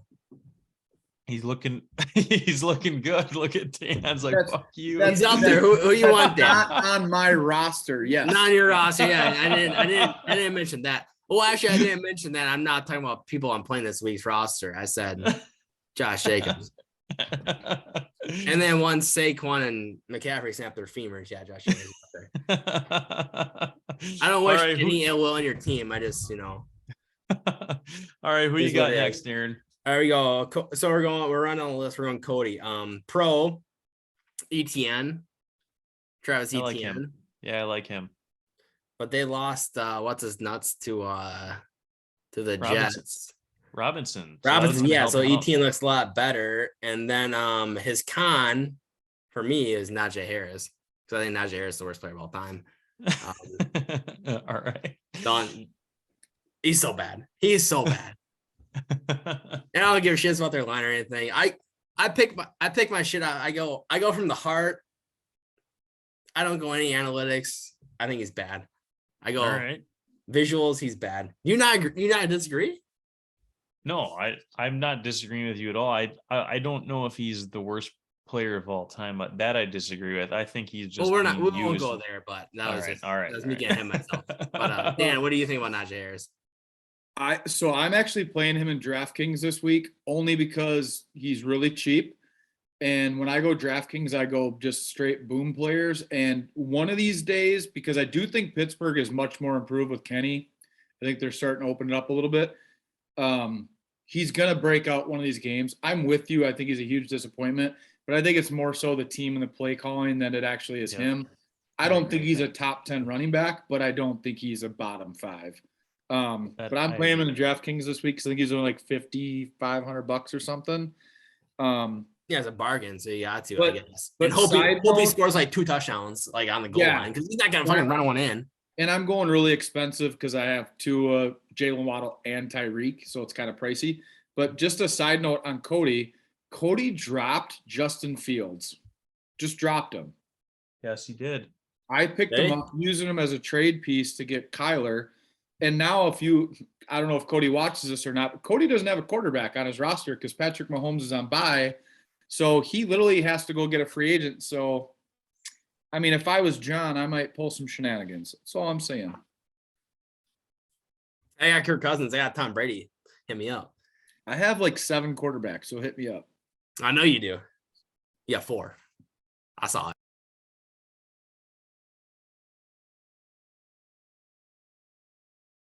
My rankings here, but so my draft strategy was I saw like Stewart's my best buddy. So I saw Stewart had no quarterbacks in like the 10th round. So I started drafting quarterbacks because I didn't want him to have a quarterback. And then he traded for Russell Wilson. And I'm like, God damn it. Like, now I just have like 3 quarterbacks that are useless. But it kind of panned out for me because Russell Wilson's also useless.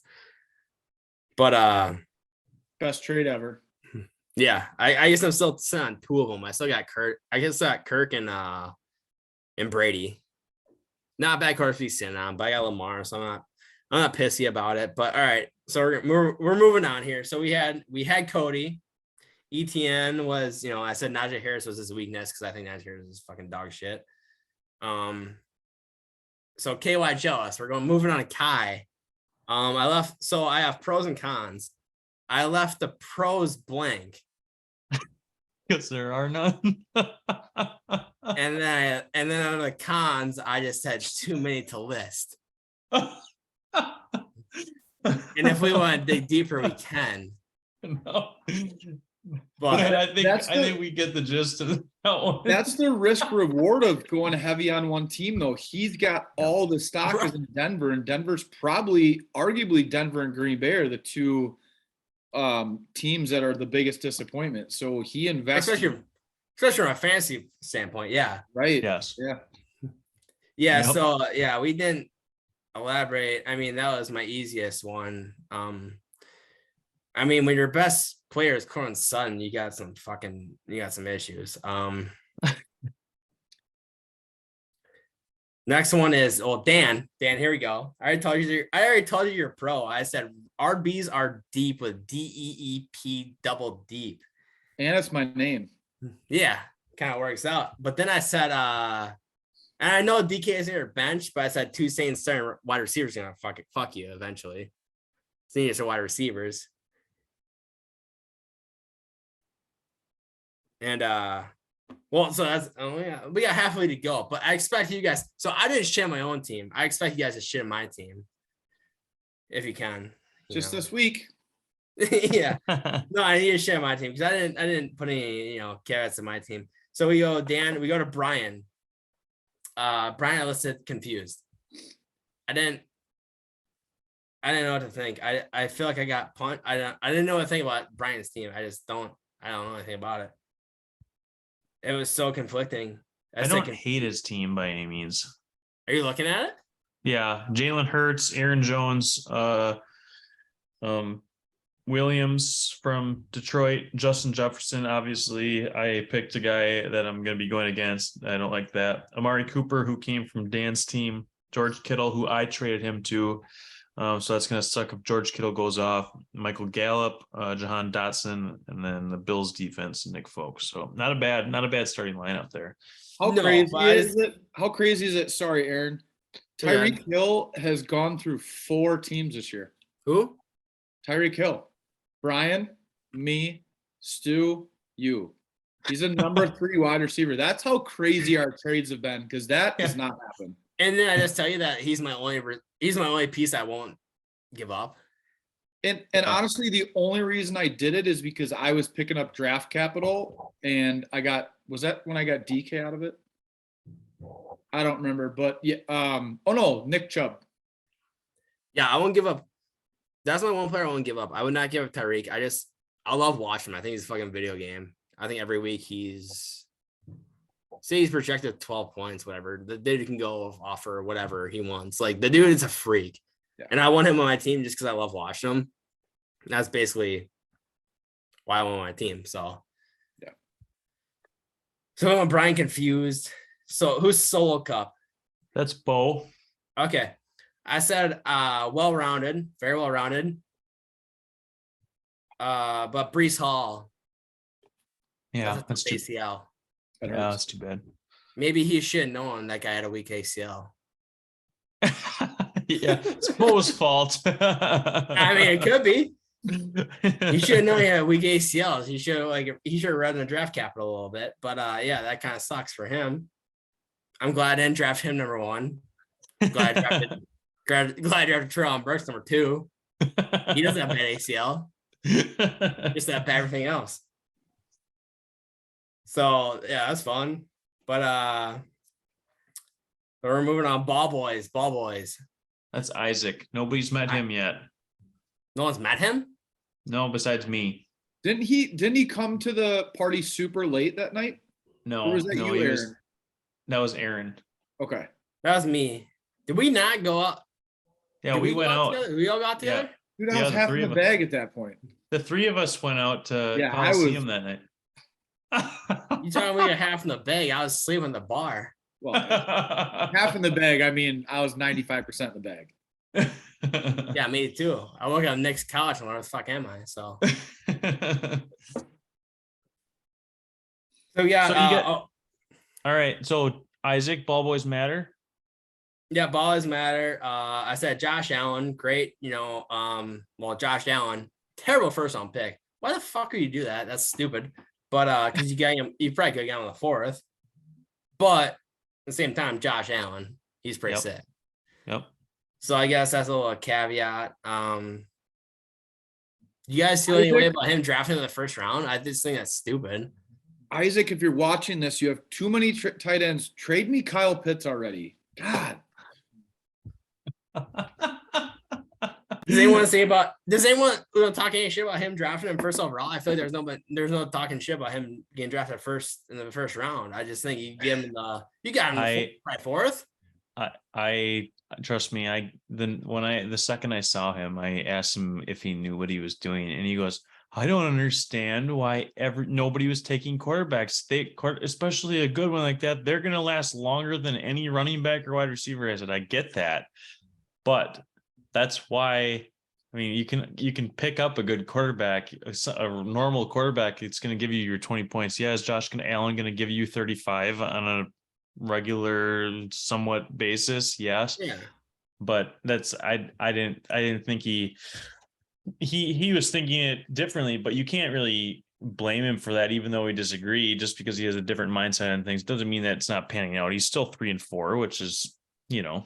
I agree. Also, He popped in off, his but defense for Dynasty, I did not hate that pick that much. I would never take a quarterback that soon.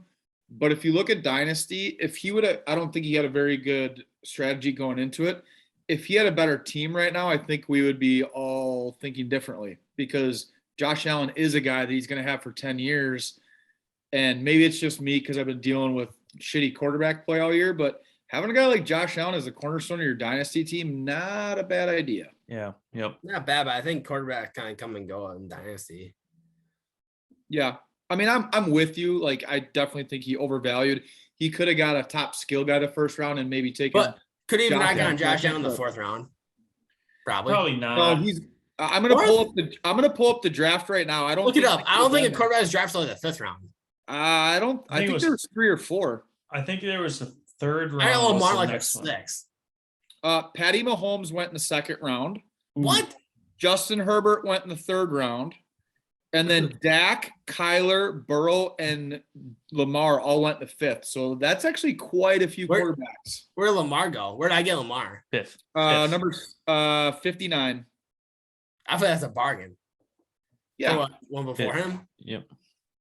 But yeah, Mahomes went 23, and then End of the second. Herbert went 36. Okay. Interesting.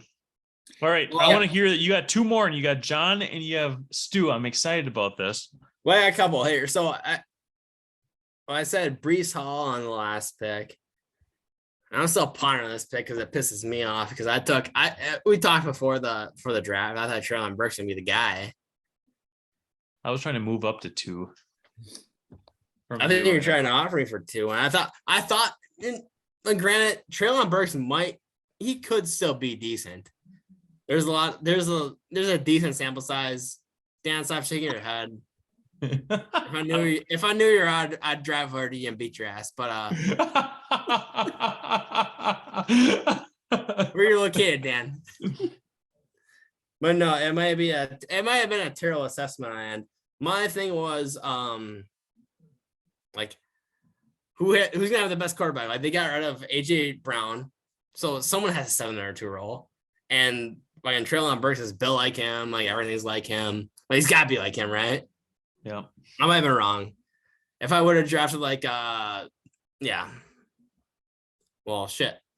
London or Wilson, I might be better off. But I'm sticking with Treylon Burks. I guarantee, Dan, I see you shake your head up there. And 2 years from now, when you trade me for Treylon Burks for 4 first-round draft picks, he's a fucking stud. Talk to me then. Talk to me now. I'll put my eye out for now. But I was not a fan of that guy. I'm not a fan of Tennessee with throwing the ball. This is another bold prediction. The best player from that draft class has not played yet. Oh, stop it. Kid? Oh, stop it. It's only because he's on your team, Dan. He's not on my team. He's not. He's on. Whose team's he on? Kai's team, yeah. Who's that? Jameson Williams is on Kai's team? Jameson Williams. That means nothing. Ooh. I might be wrong. Oh, I thought he was on your team for whatever, for a hot second. Remember, I'm sorry. If Jameson Williams doesn't blow his leg out, he's a top 3 pick in the NFL, and he's the number 1 fantasy pick in the rookie draft. Hands down. Probably. Yes. Where did you guys, I know, Nick, you don't like Treylon Burks. Where did you, like, no. Dan, where did you value Treylon Burks? End of the first round. I had him 8 or 9 overall, but I got the first 4. No, I'd have taken Burks in the first round just because who else are you going to take at that point? So I number 2 overall, and I thought I loved it because Nick and I were talking about it, and I wanted Olave or Garrett Wilson at 4. I had them both ahead of Drake London. I think Drake London was a fine pick at 3. I had nothing against that. Also, but I had Olave, I had Brees Hall, Olave 2, Garrett Wilson 3, Drake London 4, and then I think I had a 5th and a 6th. I think I had Christian Watson ahead of him. I would have taken an injured Jamison Williams over Treylon Burks. The only reason I went Olave over Jamison Williams is because I knew I was going to need a wide receiver this year. Yeah, I think I didn't get too into the whole draft prospects thing. I just knew that the Titans got rid of AJ Brown. They needed number 2. I knew the best quarterback for a rookie wide receiver is probably Ryan Tannehill. Jameis Winston. Where's he at? But I thought Treylon Burks would pop off, but he hasn't. He had a couple good games. He's young. He's young. I just gotta think give him some time. He came into training camp looking like Cheeseburger Eddie. Yeah, True. right. That's what I heard. Like look cheeseburger at Eddie Lacy. Devontae Adams. So I'm not giving up on it yet. And I think my draft grade might have been a little skewed. Maybe a little off base, but and I'm kind of kicking myself in the fucking teeth. One big thing was Drake London. Like, I'm a big Midwestern guy. I just don't think West Coast guys can compete. I just think they're pussies. So I thought Drake London would be like, yeah, fucking turn his shell real quick. He might snap a fucking femur really quick. So Yeah, you also got Amon real good. Amon-Ra came from USC as well, didn't he? Yes, he did. Yes, he What's did. he doing? Is he not still hurt? Nope. Yeah, he's gonna come back. They got to buy. And he's gonna come back healthy as ever. They say. I'm a big fan of the Sun God. Yep. I'm not. All right. Hey. So I'm gonna close. Wait. I haven't finished my. Oh, okay. Go ahead. Sorry. We went off base. So I went off on Josh Allen. Everything else is okay. Here we go. Well, you go, Stu. No take. No take. New team next week. Everyone's gonna say it's gonna change. Yeah. Yeah. You can give us an assessment after the deadline is over. Well, for that one out. I tell you what, Stu's team right now could make some. It's not bad. Playoffs, I think Stu's team's good. Yep. Absolutely. And then I go, John. I was looking forward to this one. Could give Kai a run for his money. For the first overall pick, but I think he understands that, and now he has his own, and he has Kai's first round pick, so he's not either way. It's not going to matter as if each of them get into the toilet bowl.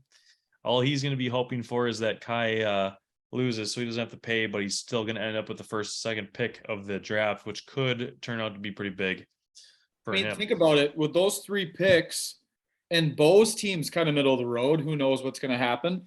I mean, he could literally come out of the draft next year with a Breece Hall, a Chris Olave, and a Garrett Wilson. I mean, that completely changes the complexity of his team, especially if George Pickens turns out. Yep, who had Breece Hall? I like him. I like him a lot. Oh, Bo does. Yeah. He's nice. That really fucked him over. Yeah, did. Yeah, it's tough. But hey, we said we're getting a trade done on this line. So, hey, I have one sent to you right now. I don't want that. I don't need that. Yeah, but you never responded, so I thought maybe there was a chance. That's all. I don't need that. What about a third? What about your 3rd round pick in 2025? I don't want your dog shit fucking. I want that. For any viewers watching and you don't no one values 3rd rounders, I will love your 3rd rounders. Send me offers. Not for Christian McCaffrey. All right, we're going right now. Just offer me a 3rd for my friendship and I'll take it.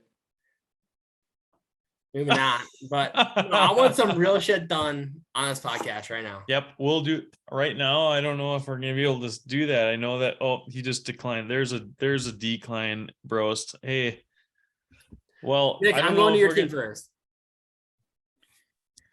I don't think you're gonna be able. There's only one guy that I want to move right now, and he just declined. And other than that, I'm hanging tough. Hanging Where are you tough. Who looking to move? move? I'm trying to move Derek Carr or Jared Goff. No Best one, of- no one best starts of luck. car. Yeah, I know exactly, and that's why I said like a late third rounder in case you want a good backup. There's some teams out there that need a good backup quarterback. Emily is one, Jake is one, and Brost. I think you need a backup behind Lamar because before he gets hurt. But anyway, so I have to. We're about an hour and 40 minutes in here, and I think we keep going because me and Dan are we're gonna deal done. no, We would have had to have had some stuff at least burning before because yeah, yep. I Okay, just- so. there's not anybody I want. So I know that the last segment that we like that I've been doing the last few weeks in Nick's notes. Well, I don't know if you guys have forgot, but I did get it. We got a puppy. So, and we're doing some traveling on Sunday. So I didn't get to watch as much football as I liked. So I switched it up on you this week. So I'm going to play a little game with you.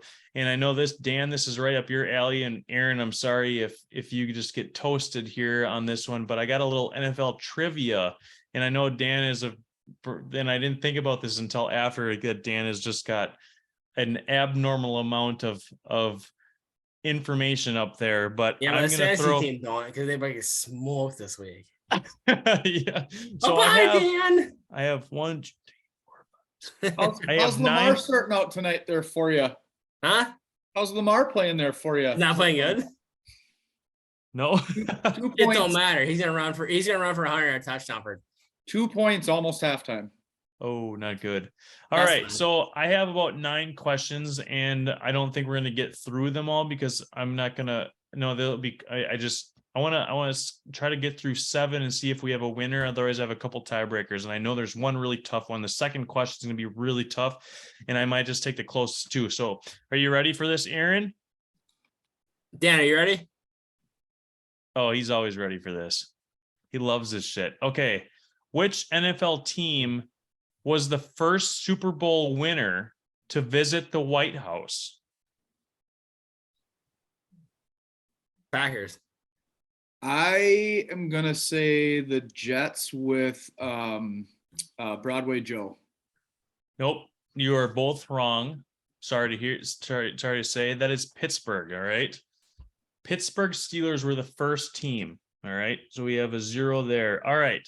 In what year? And I didn't make this easy. Nick, are we going every it's not like fast Nope, as I you want- guys, like- Nope. I want you both to answer. all right.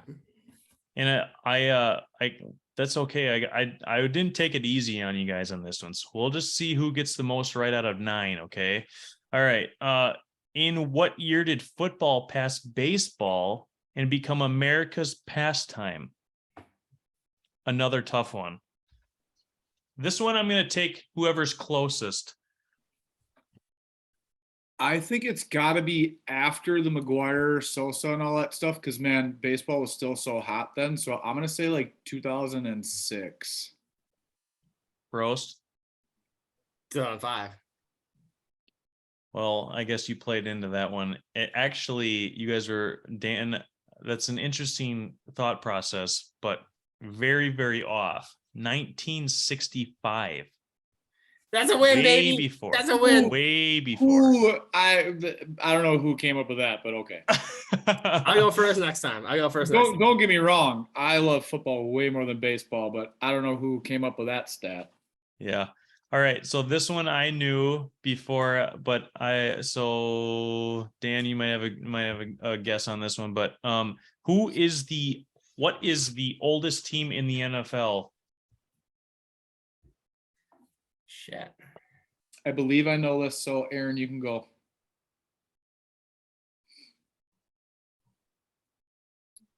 I'll give you a hint. I believe they changed their name. No, they No, they did not. Then it's not the team I was thinking. Oh shit. Sorry, I shouldn't have given you a hint. I did know this one. It's only because I went through the Packers Hall of Fame or the stadium tour. Pittsburgh Steelers. I was gonna say the Chicago Bears. I thought were the Chicago Cardinals at one point. Okay, then there you go. They were the Chicago Cardinals, and then they went to Arizona. I'm going to give you that one because it is the Arizona Cardinals who were the Chicago Cardinals. Okay. So I'm going to give that one to Dan. All right. So which player had the first ever Super Bowl ring? First ever? Yes. Which player? Not which team, what player? Will it be a team? Well, there was a player given one. Bart Starr. I mean, that would have been my guess, but I mean, now that it doesn't seem like it was a normal thing, I'm just gonna keep guessing Broadway Joe until he's the answer of a question. Well, Dan, if you did think that it was Bart Starr, then you both would have been correct. So Okay. I'm going to give that one a wash. Okay, so how many teams? Hey, what? Wait, hold on. What? Bart Starr literally would have been my guess. All right, That's one. I'll give one. I'll give We'll one. give one. it to Aaron. I'll take We'll a give half. it to Aaron. Come We'll give on. it to Aaron. Give it to Aaron. All right. How many teams did Ryan Fitzpatrick play for? I'm not looking it up. I'm writing it down.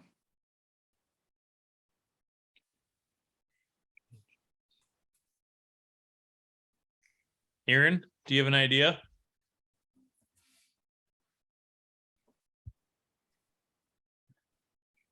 See, I told you this wasn't going to be easy. I was going to make this tough on you boys. 6. I was gonna say 6, so I'm gonna go because I have 5 written down, but I feel like I'm missing one. So I'm gonna go. It actually might be higher. I'm gonna go 7, but I actually think it might be 8. But I'm gonna guess 9. 7. Yeah. 9. 9? 9 teams. Does Bo get that one? I'm gonna. Well, I said higher, so all right. Well, he played your game way back in the favorite pastime question. Okay, so now we have 4 left. It's deadlocked because you're both wrong in the first one. All right. So what city did the Redskins play in before they moved to Washington? And I'm because of this back and forth thing, I want whoever bursts out the right answer first. You only get one chance, and then I'm going to take that from now going forward. What city did the Redskins play in before they moved to Washington? New York. Roanoke, Virginia. Aaron was the closest. I'm not giving you that one, but it was Boston. Actually, they were in Boston. So again, see, I told you this. I was going to be tough on you guys with this trivia. Nick, to correct you, it's not even. I have 2. He has 1. All right. So you play to win the game. Play to Well, win we play the to win game. this week, so you ain't win this week. So All right. So which team in the NFL has a 20 consecutive winning season streak? I know this. I will give Aaron a chance.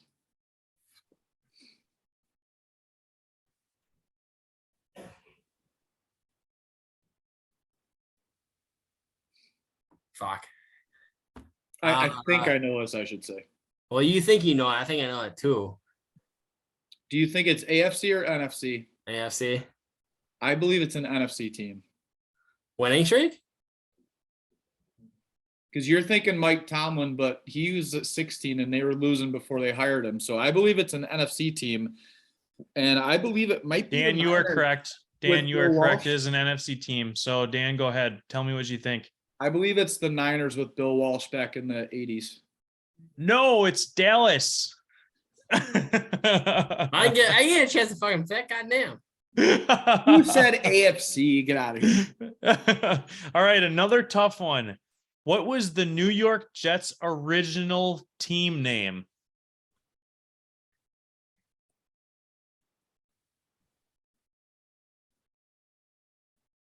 First to spit it out.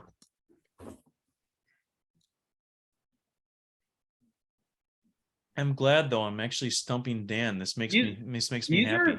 These are tough, but I like it because it's things I've never heard before. So this is fun. And you'll never forget it, I bet. I'm just proud I got the Chicago Cardinals. You'll just everything you're gonna hear tonight, you're gonna lock it in your brain. Dan, you're up because I have no idea. So the New York football team? The Titans actually was the Oh first. Their shit! I first did mascot. know that. Damn it! Yeah, good one. I All have right, heard that before. All right, last one, guys. Which Super Bowl was the most watched in NFL history? And then you get bonus points if you can tell me which teams are in it. It'll be the last one. Bengals or Ravens. No, I want to say it was the one in the early 2000s when it was in Miami, but I don't remember who played.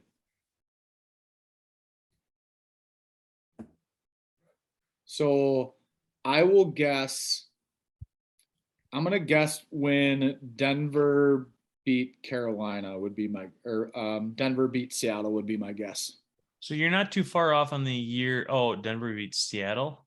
That would have been my guess.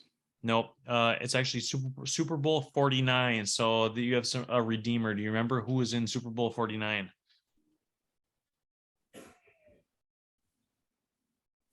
(2015) it would have been February 1st. So it would have been the 2014 season.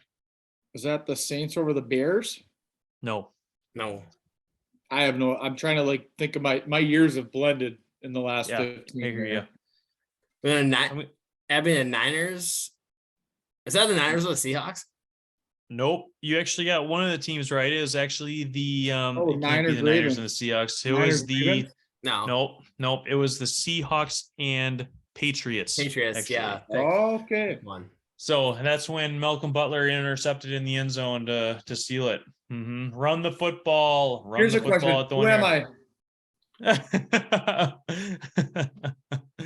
So, well, hey, Stump the Schwab over here. Richard Sherman with just the best face I've ever seen on a football sideline. yeah, when he, especially when they picked it off, that was crazy. But hey, well, I want to Nick, before you finish, I want to keep Okay. this thing going because I want to. I see Denver chuckling. I'm laughing because what have I bitched about for the last like 5 weeks, Nick, in the NFL? Oh, coaching. I'm assuming you have the game up above you. I'm watching. Baltimore just went for it on 4th down with a minute and a half left on like the 10-yard line and didn't get it. Let's just kick the fucking field goal. Just take the points. Well, Aaron, I would do this all night, and we have brought this up in the past. We would do this all night, but hey, I want to thank you both for doing this, and thank you for jumping on and having a wonderful conversation. This was fun. We had some serious shit talking going on, and I can't wait to do this again. And I have one last little thing to share. Is Did it have 4 legs and a tail? Oh, yep, you're There he right. is. There she is. She's like, what's going on? Well, maybe next year we'll have some Basil's picks, but hey, thank you guys. Aaron, thanks for being on. Love you, buddy. Dan, Absolutely.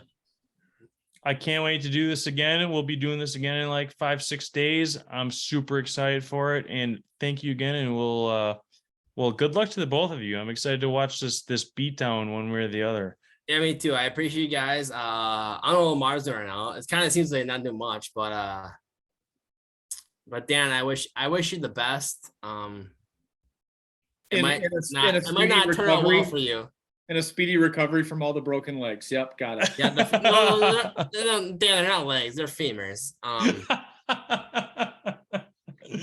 So I hope the femurs come back quick. I heard they're quick bones to heal. But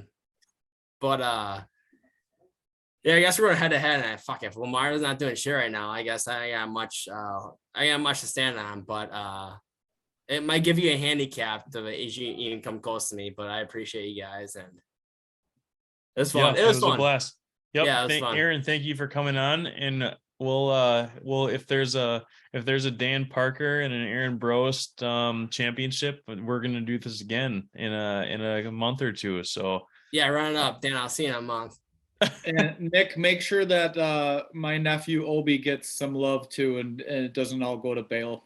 Yep, yep. I know it's he's coming around, but again, thank you guys. Thank you for a great time, and we'll talk soon. Yeah, thank you guys. Thank you, Dan. Thank you, Nick.